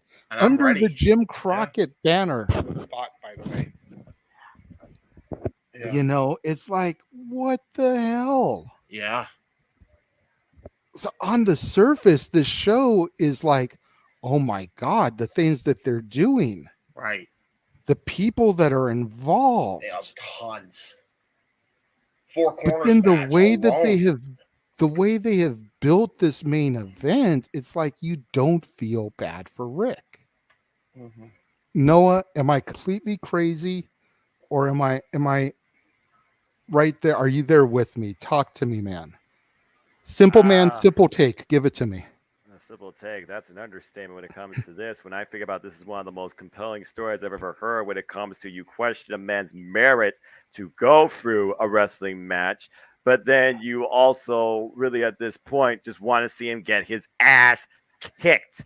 And it really was brought forward in part 3 when it was a sit-down contract signing where literally Karen Jarrett came into play here and says, the only reason you're doing it is because you need the money. You have to be Ric Flair. You had to go out on your white shining stallion one last time, even though better judgment says you couldn't do it. You are a risk to yourself. The most dangerous individual is not your opponents, it is you. And now Jay Lethal and I are going to beat the living shit out of you in your last match and make sure it's something you never forget, as you will never be able to do this again. And then you just see Andrade, the son-in-law, and they try to make it personal, but Dad's like, why are you even here? You're not Flair. The only reason you're here is because you married this man's daughter.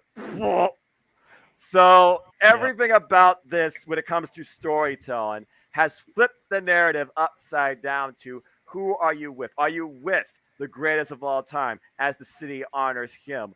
Or are you with the two men that are looking to stop the dirtiest player in the game from furthering injury, being a danger to himself? Who's the most dangerous force in this match? What's the most compelling thought you could go into this with?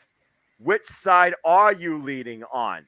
Are you with Flair or are you against him? Because is Flair in this truly for himself or in it for the wrestling fans?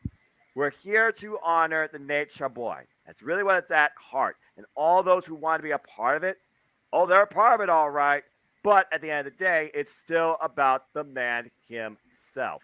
And we saw how holistic and personal it got on Conrad Thompson's sit down with Jeff Jarrett when he talked about why he beat this man. Like you said, he was going to help him up. He didn't want Lethal to further punish him. But Ric Flair decided to be Ric Flair. And next thing you know, Jeff Jarrett, that's it. You want to be like this? Fine. I'm going to make an example out of you and try and make you realize what you have become and make you realize how wrong you are. This is one of the most down-to-earth, old-school, compelling narratives to a match, a career in the making. And if this truly is Ric Flair's last match, I am not going to call the outcome. I am simply going to be alongside Jeff Meacham to see how the story unfolds. And I truly am thoroughly excited and engaged and invested in how this plays out. Less than literally 24 hours from now. But again, bottom line, it's not about whose side you on. It's about Ric Flair and how he looks in the end. James, your thoughts? I mean, you said you haven't watched the 3-part special You yet. need to, brother. I highly recommend you watch it before the show goes live tomorrow. But just hearing what I have described, and Noah can co-sign, that's basically what happened on the special and how they built the story. Every emotion has been put into this. That's fair. What do you think? Well, a lot of people know what my first take of this was, but before I even get to that, I have to bring up my boy Nikos. My brother in Christ, James, go to sleep. Nikos, no way. After the event I watched, there's no way that's happening. Jack, I'll get to your thing at the end of it during my plugs because I need to acknowledge your comment because you don't know how much that comment means to me, and I really needed to hear that after the week I've had. That said, I'll get emotional later. I said I would not watch this event because of what Flair did and what came out of him. You know, what came out about him. Because there was so much effed up, right? And I knew a lot of that stuff before, but it was told in such a way where it was just, it was just the boys being the boys, that you almost forgot how serious the nature of it was and how scarring it could leave somebody. That when it was actually fully expressed finally, you know, I was BS. Because imagine that was, you know, your sister. Imagine that was your daughter. Imagine that was your niece, you know, your mother. cousin, your mother. Like, that would infuriate me more than you could ever imagine. I felt for that woman. I felt for, you know, everybody involved that was affected in her family. Because I would have felt the same way. I really would have. Yet at the same time, what I failed to realize in my rage was the very thing she said in the documentary. And I think in that rage, I lost sight of what she said. She doesn't want the man to be out of work. She just wants him to be held accountable finally. You know what? If this is his last match, I'm cool with that, right? And he's in the right role anyway. I'm on the side of JJ. I'm hoping he gets his ass kicked in his final match and goes out flat on his back. Right? I mean, in all honesty, with the exception of Jay Lethal, and I know he's been heel in the past, but I know Jay much better for being a babyface. Absolutely. But all four in this match have serious heel natures. Like, exactly. They all have made livings at one point or another, some more longer tenured than others, as heels. Rick is the dirtiest player in the game for a reason. Andrade has been an amazing heel in every company he's worked for, including AEW right now. F JARRETT. Woo! Ha ha ha! Every company I've seen him in, he's been a heel. WCW, WWF, TNA. Like I said, Jay, I've seen heel a little. I know him better as a face, but I know he was a legit heel, and I've seen him heel here in recent weeks with Sanjay Dutt. Yep. And Singh, whatever his first name is. Forgive me, I'm still learning. Satnam Singh. Great Khali the Wish version, as Jeff and I called him last night. But I digress. By the t-shirt. Except Satnam Singh's more mobile, but I also digress. Continue. Yeah, I agree with you there wholeheartedly. And he's still young. He still has a lot of career ahead of him. He definitely can improve. Yep. But these guys are all known heels. How do you legitimately get behind somebody here? Right. You either feel sorry for Ric Flair or you support him.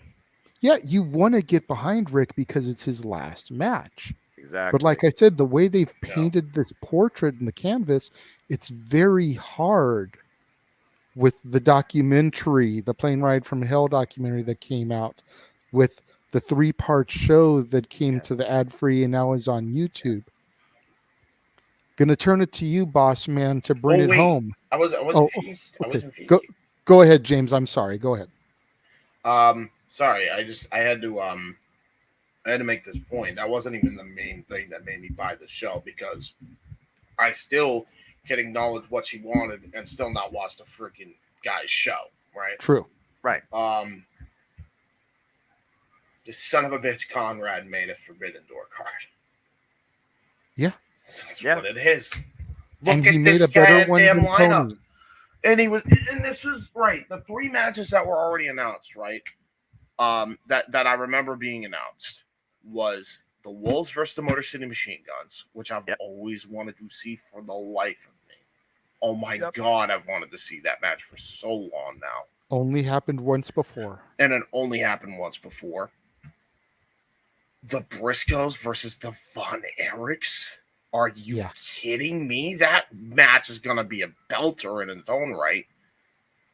And then to round out, the other thing, they were booking Ricky and Kerry Morton as a father and son duo to take on Brian Pillman Jr. and Brock Anderson. Insanity to me. Yeah. That already was starting to look like, oh my God, they're literally having wrestling companies all over the place in this. And those were the only 3 matches announced.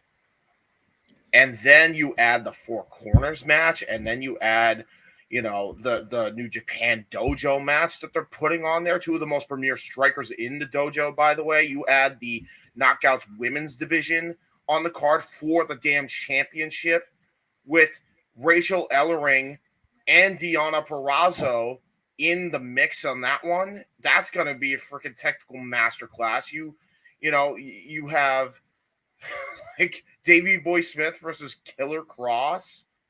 Are you kidding me? Like, and then the bunkhouse brawl for old school fans. I mean, and then Jacob Fatu versus Josh Alexander. My body's ready for that one. For real. Like, yeah. This card, the undercard, made me say, all right, I'll bite. I got to. Because what Conrad did was, even if Flair wanted it to be all about him, there was plenty of people with a lot of moral high ground to a degree that wasn't going to watch this. No. But he added the Forbidden Door element to it and gave the fans what they wanted to see wrestling become for the future. You know what? And before I throw it to you, at the end of it all, great. Mm-hmm. I'm all for that, and I have to watch it. I can't pass that up. There's no way. I have to. Before I throw it to you, Jeff, James and Noah, what do you make as the semi-main event here? Is it Josh Alexander defending the Impact title? Is it Jordan Grace defending the Knockouts title? For me personally, and I know I've talked to Jeff a little bit about this, so he'll co-sign, you've kind of got to have the Horseman match as the semi-main. You cannot have a Ric Flair last match, Ric Flair main event card, a Crockett promotion, and not have the Rock and Roll Express and the Horsemen as the semi-main. Right. I mean, those are great candidates right there. I mean, granted, maybe Brock and Pillman Jr. aren't ready for that pressure, but how do you not have the Horsemen in the semi-main? Yeah. And by the way, Pillman is ready. Brock is questionable, but I've even seen him get better lately. So get better, but do you think he's ready for semi-main status on a card with this much pressure? Bro, there's enough people to protect him that it's not even going to matter. They just want to see him do the spine buster, and he's golden. He's really... That's what I want to see Arn do. Well, I mean, Arn or Brock, it's an Anderson doing a spine buster. He's set. Right, but that's all I he needs to do. I have not seen Arn deliver a spine buster since the one he did at WrestleMania 18 to The Undertaker. I want to see him slide in the ring and either give one to Ricky Morton or get Robert involved Gibson in the main event and give one to Double J. Or maybe even Robert Gibson. Possibility. Something.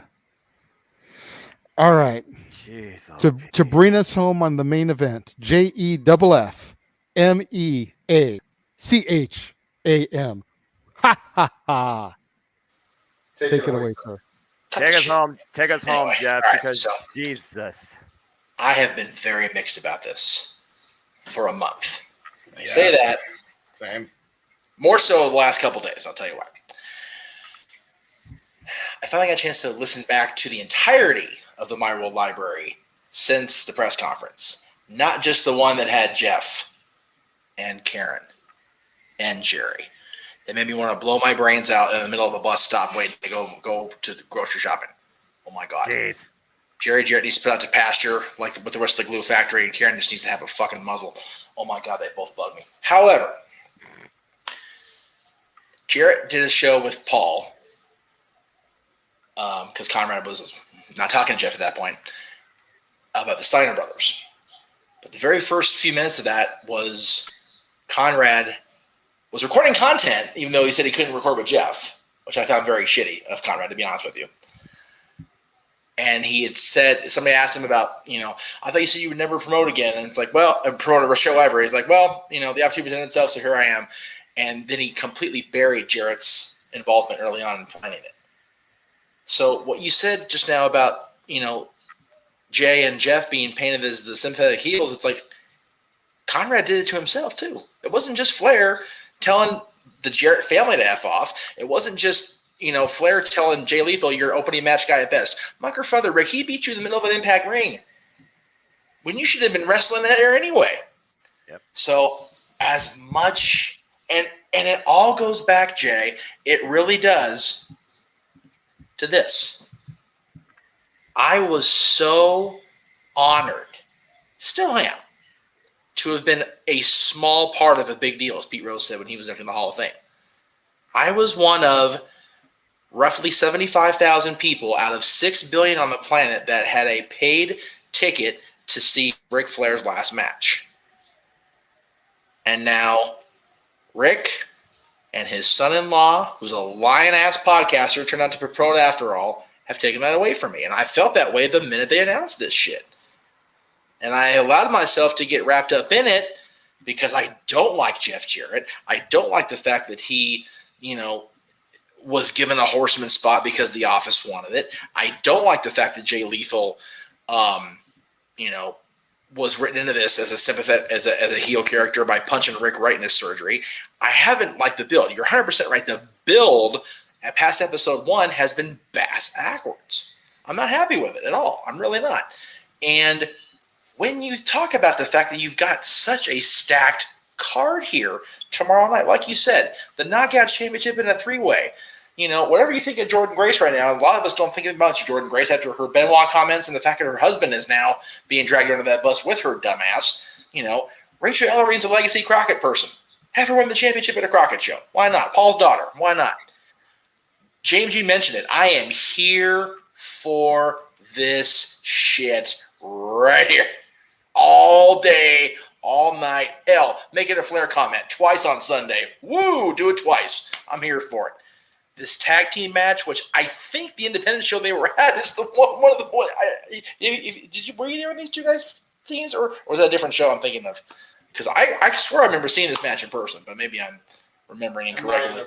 Yeah. In either way, this match is going to be, all these matches can be a show stealer. They really can. They're going to be awesome. You've got this match, which is kind of last minute because Chuck Connors got hurt. This is going to be great. This one, if Hunter is not at this auditorium waiting to give Cross his WWE contract back, there's something wrong in Hunter's head. Because damn it, he got railroaded with anybody. Well, Harry Smith got re-signed, didn't get a damn bit of TV time, so there is that too. This bunkhouse thing, like you talked about, Zusty's match. Bully Ray's in there. James Storm is in there. Brian Myers is in there. Crowbar is in Nashville. He's going to be in this match. Devin Storm, James Storm, and it's going to be crazy. The Lucha 4-way you talked about, the independent 4-way you talked about earlier. That's going to be a hell of a fatal 4-way.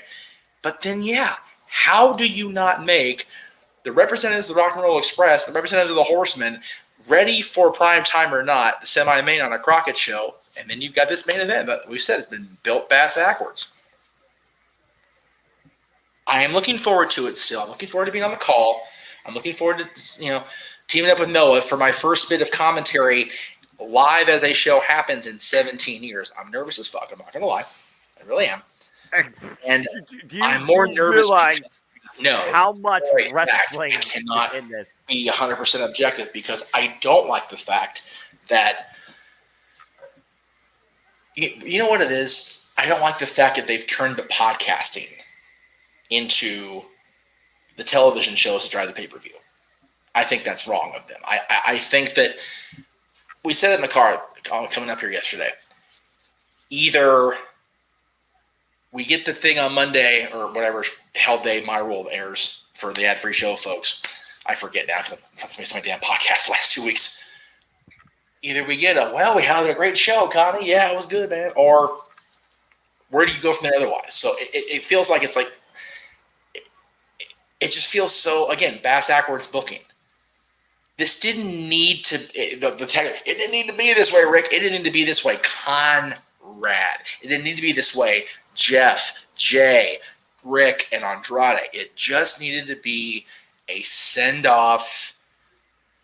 Did it need to be this old school? I don't think it did. I really don't.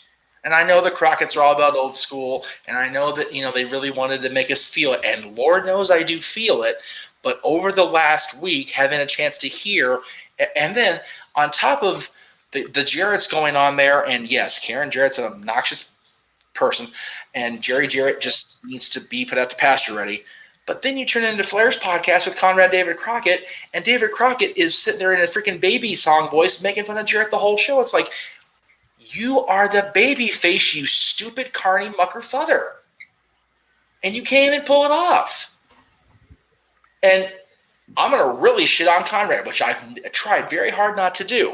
But here's the deal, Conrad. You sat there, and not only did you run down the Colorado Kid Mike Rapata for being a two-time, by the way, NWA champion, but you said that Jeff Jarrett didn't beat anybody better than him. Raven, Rhino, Truth, and AJ. Bullshit. You're wrong, Conrad. Jarrett, yes, he booked the company. He ran the territory, whatever you want to call it. Like you said in the car, like we've said for years, he's the most reliable guy in the roster. He owns the company. He's not going to go anywhere. But in the context of the storyline, take out the fact that he was office, he straight up defeated Ron the Truth Killings. Yes, did Mr. Wrestling for Vince Russo hit Truth with guitar? Yeah, but you know what? He's a heel. Get over it. Did he screw Raven out of the championship in Canada? You damn right he did. You know what? Because he's a heel. He's a champion. He's supposed to do that. Did he screw Rhino out of the championship 2 days after he won the fucking thing? Yeah, he did. He's a heel. Get over it.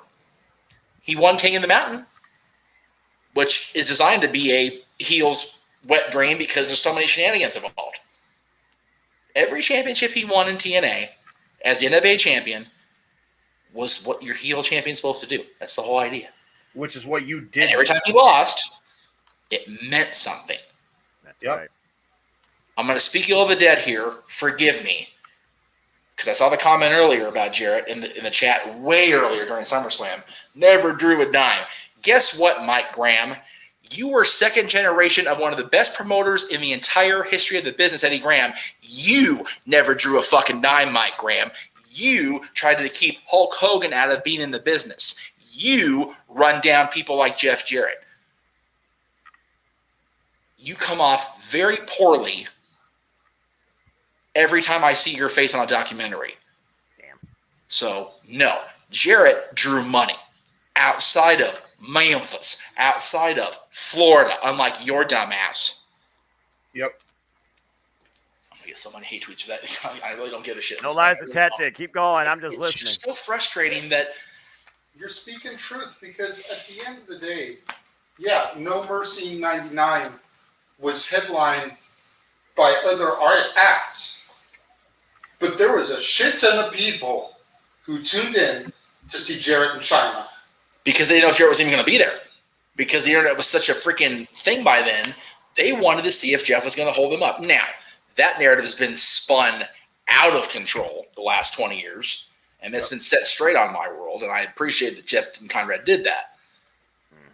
Because as a friend of Joni, I was, caught up in the gaga by Joni, among other people. But Joni herself even said what was put out there on TV was a lot of gaga. So, Jarrett gets a bad rep. And to a certain extent, when you're making funny, he's earned it. He's a stable killer. The Horsemen were out of commission less than a year after he was part of them. The NWO, the Silver NWO, the Bullet Club was never the same. He even ruined the Nation Domination because he took going away from him. They were never the same after that. Because think about it, Owen left the Nation, and then Rock, Mark, and D'Lo started fighting amongst themselves. It's all Jeff Jarrett's fault. Those awesome stables went away. But to sit there and claim he's not a great world champion and wasn't deserving is the old Jeff phrase. Bullshit. B-E-W shit. Yeah. And did he win the world title in WCW because Vince was booking? No. He won the world title in WCW because Vince Russo was booking, being governed by Eric Bischoff. Oops, sorry, E. My bad. Didn't mean to throw you under that bus. Right. I still want Rick to win. I do. I still want Rick and Andrade to win because Rick, as much as Orlando meant and still means to me and my father, especially how much my life changed less than a week after that when my son was born. I'm fucking tearing up right now. That was erased from his memory as good because the wife that was there, it became what it became not too long after. His son, who was there, spiraled and passed away. He took his own life. His other children are going to be here. His granddaughter's going to be there. Conrad is going to be there because he's going to collect, get the money. But he's going out the way he wants to go out. And honestly, as Ric Flair, I think he does want to go out, fly on his back like a fucking turtle. Because that's how a heel is supposed to go out. Looking at the lights. Looking at the lights, man. Yeah. And like I've been saying for 3 weeks, I've been cracking on Jeff and Jay. They're going to look up at the lights and ask, it's like, you know what?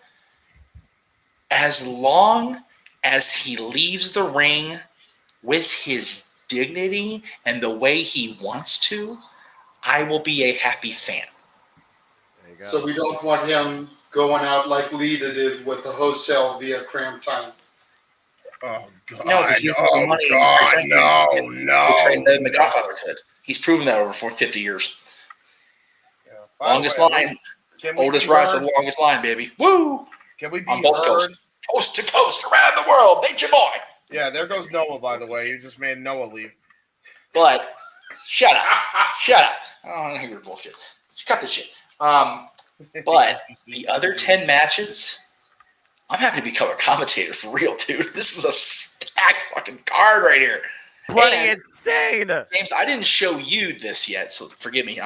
You kind of got a preview of it earlier, and I did show Noah this on a message by myself, but I was able to take a picture and do a little creative editing, if you will.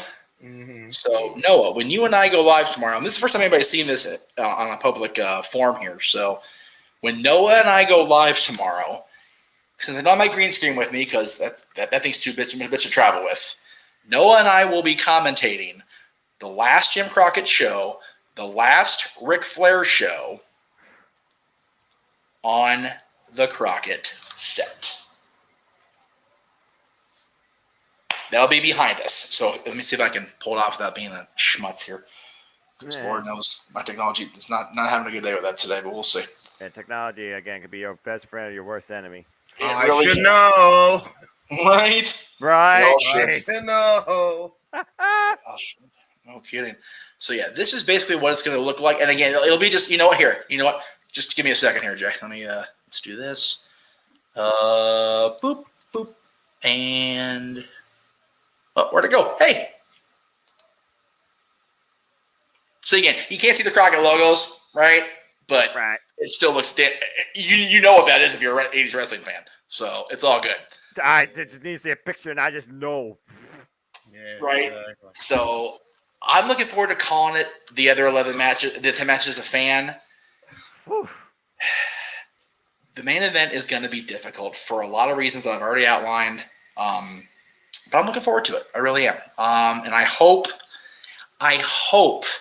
that if nothing else, Rick and his family get. Well, actually, I'll just go like that. I might do that for the show tomorrow because I'm gonna have the thing in the background. We'll see. Right. I hope that if nothing else, Rick gets what he needs when this is all said and done. Right. Agreed. That's the best. Whatever that may be. Thing. Right. Yeah. The best possible thing that you can hope for. Yeah. Yeah. And yeah, I am going to be mad about the fact that I wasn't part of his last match anymore. But I was part of his last WWE match, and that's still pretty fucking cool. Yeah, and he's going out on a Crockett card. Right. Which is as it should be. Pretty much, yeah. Absolutely. So. Really, nothing else really needs to be said beyond that. I mean, again, Jeff, like I told you, you introduced me more so to learning about the NWA and the champions that held the 10 pounds of gold. Ric Flair, definitely one of the most synonymous with that. Now I'm getting an education behind what really kind of was like in the beginning for the Nature Boy Ric Flair, when it goes back to the roots and what became the 16-time world champion in the game. And now I'm part of calling this type of super showcase of professional wrestling with you. It's a one-of-a-kind, humbling experience, to say the least. It's one of those things, Noah. I had the opportunity, just didn't have the time to create the opportunity for myself to be part of my friend Rob's world title win in New York. Couldn't get the time off work. Wasn't enough time to go. Right. I've had the opportunity, a lot of opportunities like that slip by. Being in Florida for WrestleMania with my dad and going to Disney and doing the whole thing was really special. But being a part of any commentary team, and again, no other commentary team officially licensed should call this show but Tony Schiavone, David Crockett. Let me be clear on that. But to be able to, like I said, be a small part of a big deal, because there'll be people watching tomorrow. I know there will, and that's wonderful. To be a small part of something like this is going to be really cool for me as a fan. Growing up as a fan that really didn't get into Ric Flair's stuff until much, much later. Later, yeah. So much later that JJ's going to sleep on it so late. Anyways. Love you, brother. I'm looking forward to it. And like I said, I hope that, God, Ric Flair, Ricky Morton, Arn Anderson, these guys are still. Ricky's still wrestling on the regular. He's old age and crazy. The hell is Terry B. Millage? He's old age and crazy. Hey, and he was a WWE Tag Team Champion the last 2 years. He said rock and roll never dies. There you go. Well, hopefully this probably won't be the day the music died. Jesus. That's all we need. Too. Good grief. It's a very sad reality, but okay. I need to stop being emotional and get in the plugs before I get worse. So. It'll be here before we know it, Jeff. It'll be here before we know it. I know. And not to mention, we're going to be doing this on NoDQ too. Jesus. Yeah, we've got my channel, your channel, and my original home all getting to see this. There will be so many eyes on us tomorrow. It's going to be disgusting. It's almost ridiculous. It really is. No pressure. No pressure at all. No pressure. No pressure. No pressure. Dude, if Aaron, I know Aaron would probably not be able to do that, but if I could call a match with him, oh my God. Well, okay, so Aaron won't be on the broadcast. He might be part of the pre-show. Because we're going live at 5:05. They're going live with their pre-show at 6:05 because it's Crockett. So of course. Right. The show itself is supposed to start at 7:05 or 7 or whatever the hell the Eastern for the record, kids. I know JD and I are Pacific folks, so that reminds me every Monday. All right. It's one of those. I look forward to Noah and I getting to do this card because I'm just so tickled. And again, everybody's going to be along for the ride, watching in the green room, in the matches, talking about the matches in between. JJ's going to be here. Dude, my best friend that I've made in wrestling, and it's been consistent the entire time, is going to be next to me, and I'm in his house. That's just too fucking cool for words. That's cool. And the fact that my original wrestling best friend is allowing me the platform that gave me this platform in the first damn place, really. It's just such a cool fucking synergy day. Yeah. And then it's like, you gotta wake up Monday and go, oh, that's right, we gotta keep going. Yes, sir. Let me throw this out for you as a little bit of synergy. But I don't know if it's actually registered in your brain yet or not. Probably not. Because I haven't heard you mention it. Okay. The last time you were at a Ric Flair retirement match, your son was born less than a week later. Yeah. He will be in the house tomorrow. I didn't think, oh my God, you're right. Oh, I didn't even think about that till right now. Holy shit. Jeff. And I'm calling the damn thing. Oh, boy. This is going to be more than I first anticipated. To say the Yeah, least. okay. We leave this house at about 11:30 tomorrow to go pick him up from his mother. Bring him back here, and then the next day they're going to go over to my daughter's house with her mom, her stepdad, and everything for a week. Because they live not that far from us. Thank God. Freaking driving distance. In the house for Ric Flair's last match. Again, after being born less than a week after his first retirement match 14 years ago. Right. Yeah, man. Wow. That's You know, I was just going to say this is going to be like a Disney day where I'm going to be able to sleep. Now there's no fucking sleep. That is not going to be a thing now. Like, for real. No. Hey. Sleep. You sleep. We get plugs and then we sleep. What the hell is sleep till Crockett. What is sleep? What is this term you speak of? Slop is accurate. All right, so the first get your plugs in for us, sir. Yes. All right. I'll share my screen and actually have everything prepared and kind of relevant.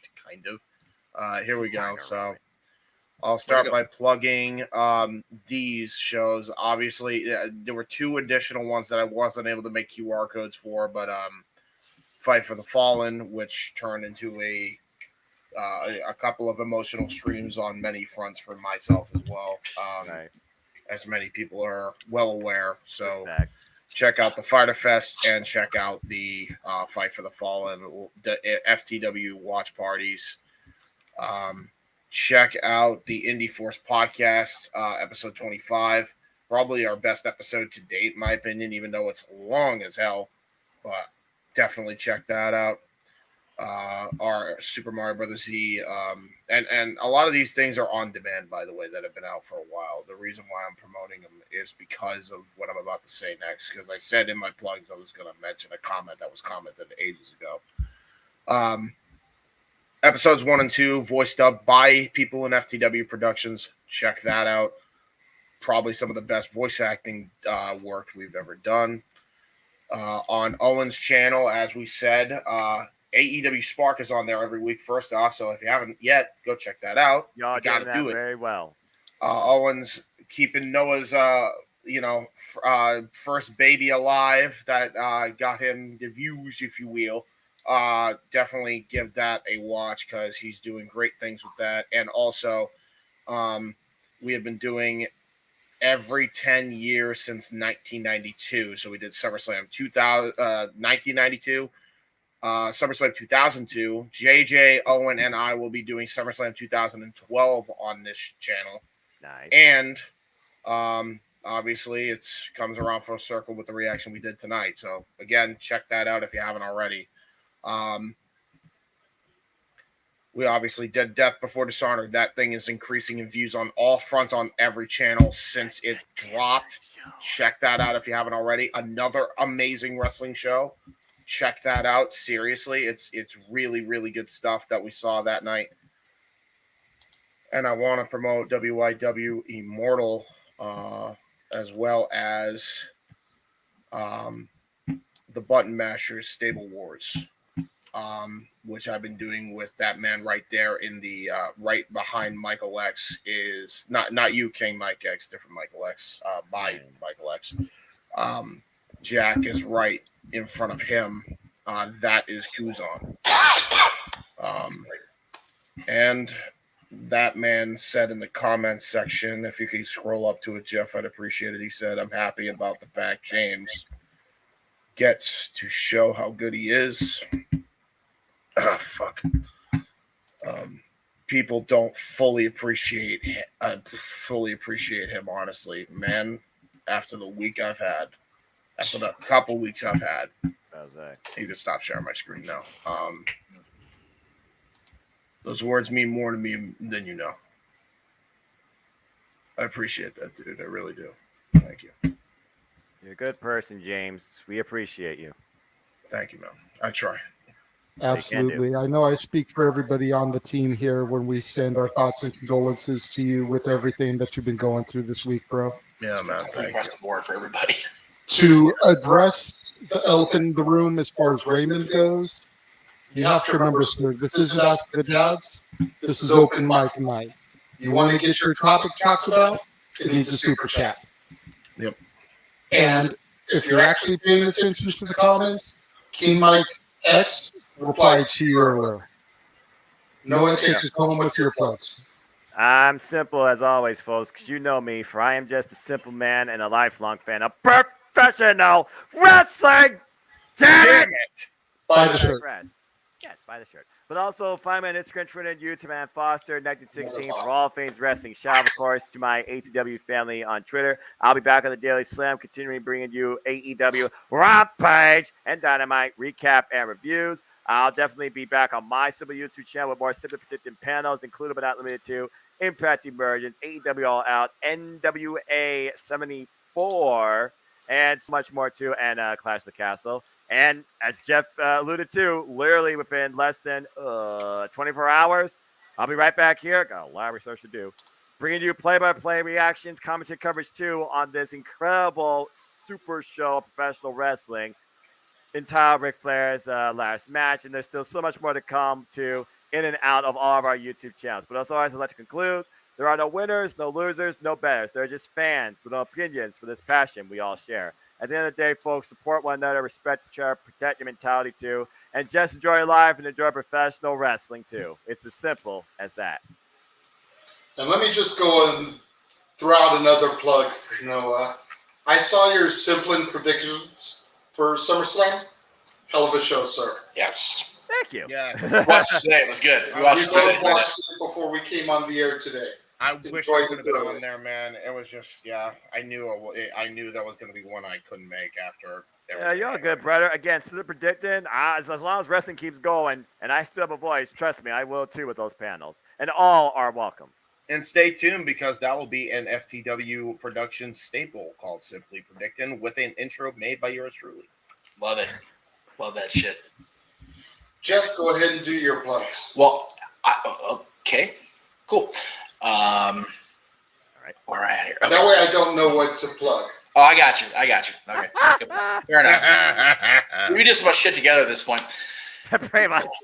So, of course, every other Monday, including this coming Monday, August 1st, will be Ask the Dads. It'll be live at 7 o'clock Eastern, 4 Pacific.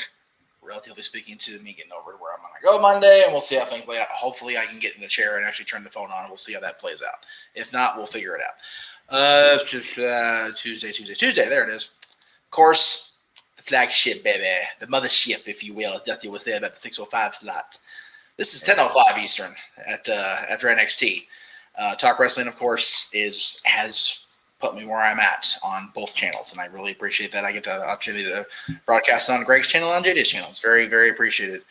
Wednesday, of course, the Greg Cherry Show, each and every Wednesday night. I wasn't there last week just because I had errands and life sucks. And then, again, I can't talk about tomorrow night enough, but I'll go ahead and let you do your thing.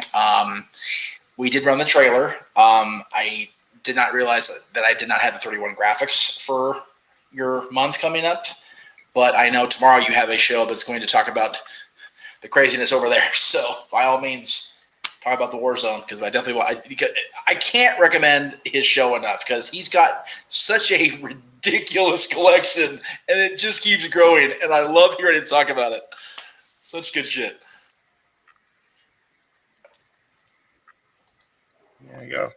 So tomorrow, 3 p.m. Pacific, 6 Eastern, the War Zone, the weekly acquisition report, all the newest additions to my ever-growing media library. You can find that every Sunday on the Casa D18 Studios channel.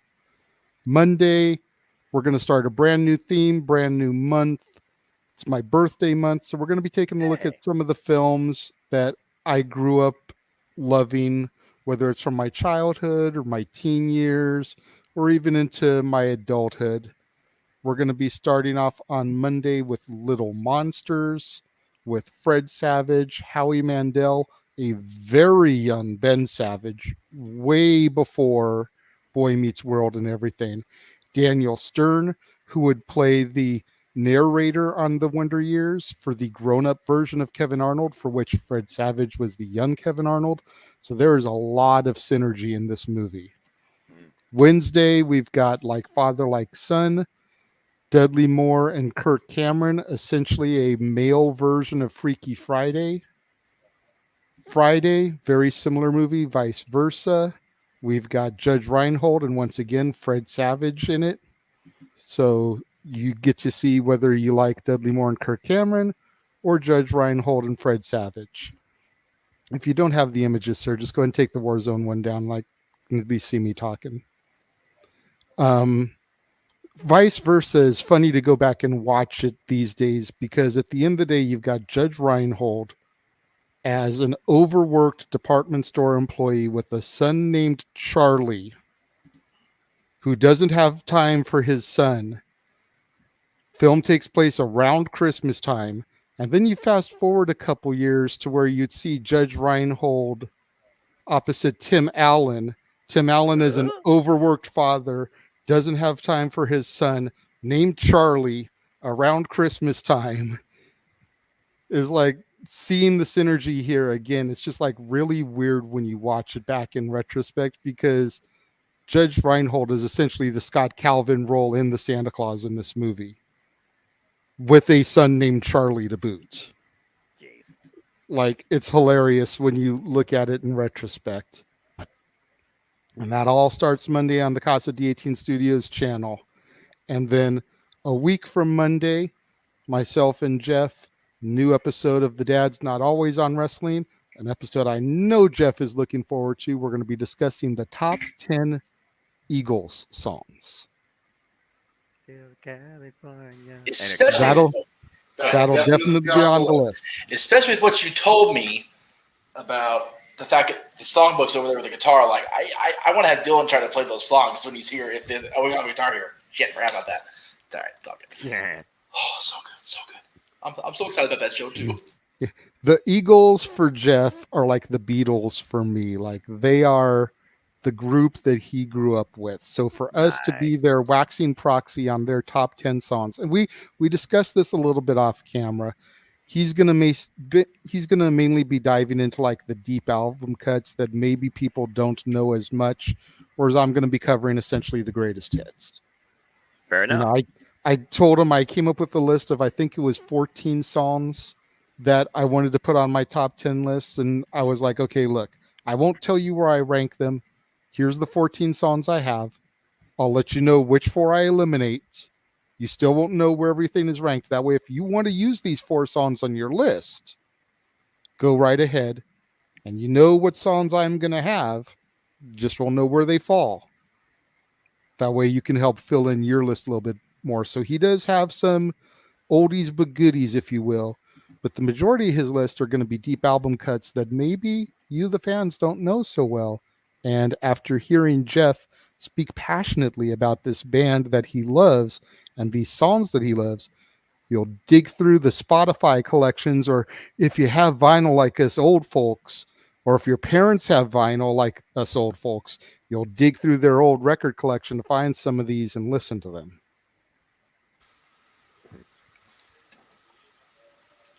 For the record, not the vinyl. I gave your list. You didn't rank them, like I said. I gave my both our lists to Dad, and he goes, "It's about right." Number one. Number two, if you are a Spotify user, I can't recommend that app enough. There is a collection on there. It actually was an album that was released. I just don't know if it was released commercially as a physical thing. Eagles Legacy. If you don't hear the song you like or whatever on that list, that album has it. There's every Eagles song, multiple cuts, different recordings. It's pretty much like the freaking Beatles collection they released. Which one, Jeff? Yeah, I know. That had like all the like all the cuts, like the Garth one that had all the cuts. Like it's pretty much like if you're an Eagles fan and you don't have a physical copy of it or don't have access to it, you're not an Eagles fan at this point. I'm sorry, you're just not, because that's the shit. Fair enough. Yeah, it's gonna be a cool next couple of weeks. Like I said, no rest for the wicked, no sleep for a week, sleep is for the week. It is what it is. I'm gonna enjoy the shit out of this, and I'm really looking forward to tomorrow, today, whatever. What the hell time is it? 11:50. We're still today. 2:50 a.m. Eastern Standard Time. That's it. But yeah, I can't, I'm so tickled I was able to make this edit so no one I can be. That's freaking awesome. What the Crockett said. That's fantastic. I'm so happy. Proud of my damn self, not going to lie. As you should. Before you thank everybody for tuning in and wrap us up, Jeff, I just want to say one more time, James, thank you for calling the action with me in Noah's absence. I really enjoyed it. Noah, thank you for coming in and jumping when you did. It was an honor to call my first Big Four main event with you. Jeff, thank you for allowing me to do it on your channel. Of course. Bring us home, boss. Well, I had the stats up, but then I went to go do your plug. But I'll get the number here in a second if I can talk long enough. Let's cheat. Can I talk long enough? Let's see. As of the end of this recording, this live stream, we are now on this live stream. As far as the live broadcast we've done on this channel the last almost 3 years now, the second most viewed live stream on the channel. That's freaking awesome. Tonight. How many Only views? trailing WrestleMania this year. Wow. Which makes sense. WrestleMania is the big one. One out to look. There you go. And that's a lot of that is because of you three. You guys calling this action and me kind of hovering around in the shadows back here, pushing the buttons, doing the thing, if you will. I don't know why I did the Macho Man voice for the Dusty quote, but hey, it worked. Whatever. Fuck it. Yeah, by the way, I did have one more stat. It's the last one. I promise I'll bring it home. Let's see if I can get to load here. There we go. What a stat. Stat boy Mike approved. So, because I should have. We made money tonight, so it's all good. Yeah, the official count was 1,913 views, which is trailing WrestleMania. Just kidding. It passed it. Oh, Most viewed in history of the channel. As far as live streams. This is it right here. It's almost like a Triple H run. It's almost like a Triple H run production got more views. I wonder why. James. Damn it! Don't get me in trouble, James. I'll try. Jesus. No problem. Anyway, 254 views on my channel alone. I am not check. Yeah. I gotta check. Let me check my channel. Oh, check. What the hell? Why not? It's all right. The numbers matter, Jeff. The numbers matter. The numbers matter, especially for my channel. What live right now? Yeah, so somebody's watching live besides the four of us dorks. So yeah, wherever you are, we love you. If you're watching live, God bless you. Also, get to sleep too. Knowing my luck, it's my dad. Jerry's on vacation. He's like, I'll watch the boys again. What the hell? Yeah, I forgot Moonlight Ray. I don't know. Yeah, it passed WrestleMania within the last few minutes because it was not above 1905 when I went into my spiel about the Flair show. So over 220 on mine. So again, thank you to everybody that dropped by, tuned in, over or 2,000 people already tonight. Yeah, that's crazy shit. I can't. How do you wait? Wrestling. Damn it! That's how we're closing. There you go. That's how we're closing. How do you check the stats? I'll tell you after. It's all good. Okay, cool. Kids, have a wonderful night. We'll see you tomorrow for Ric Flair's last hurrah. Yeah, right.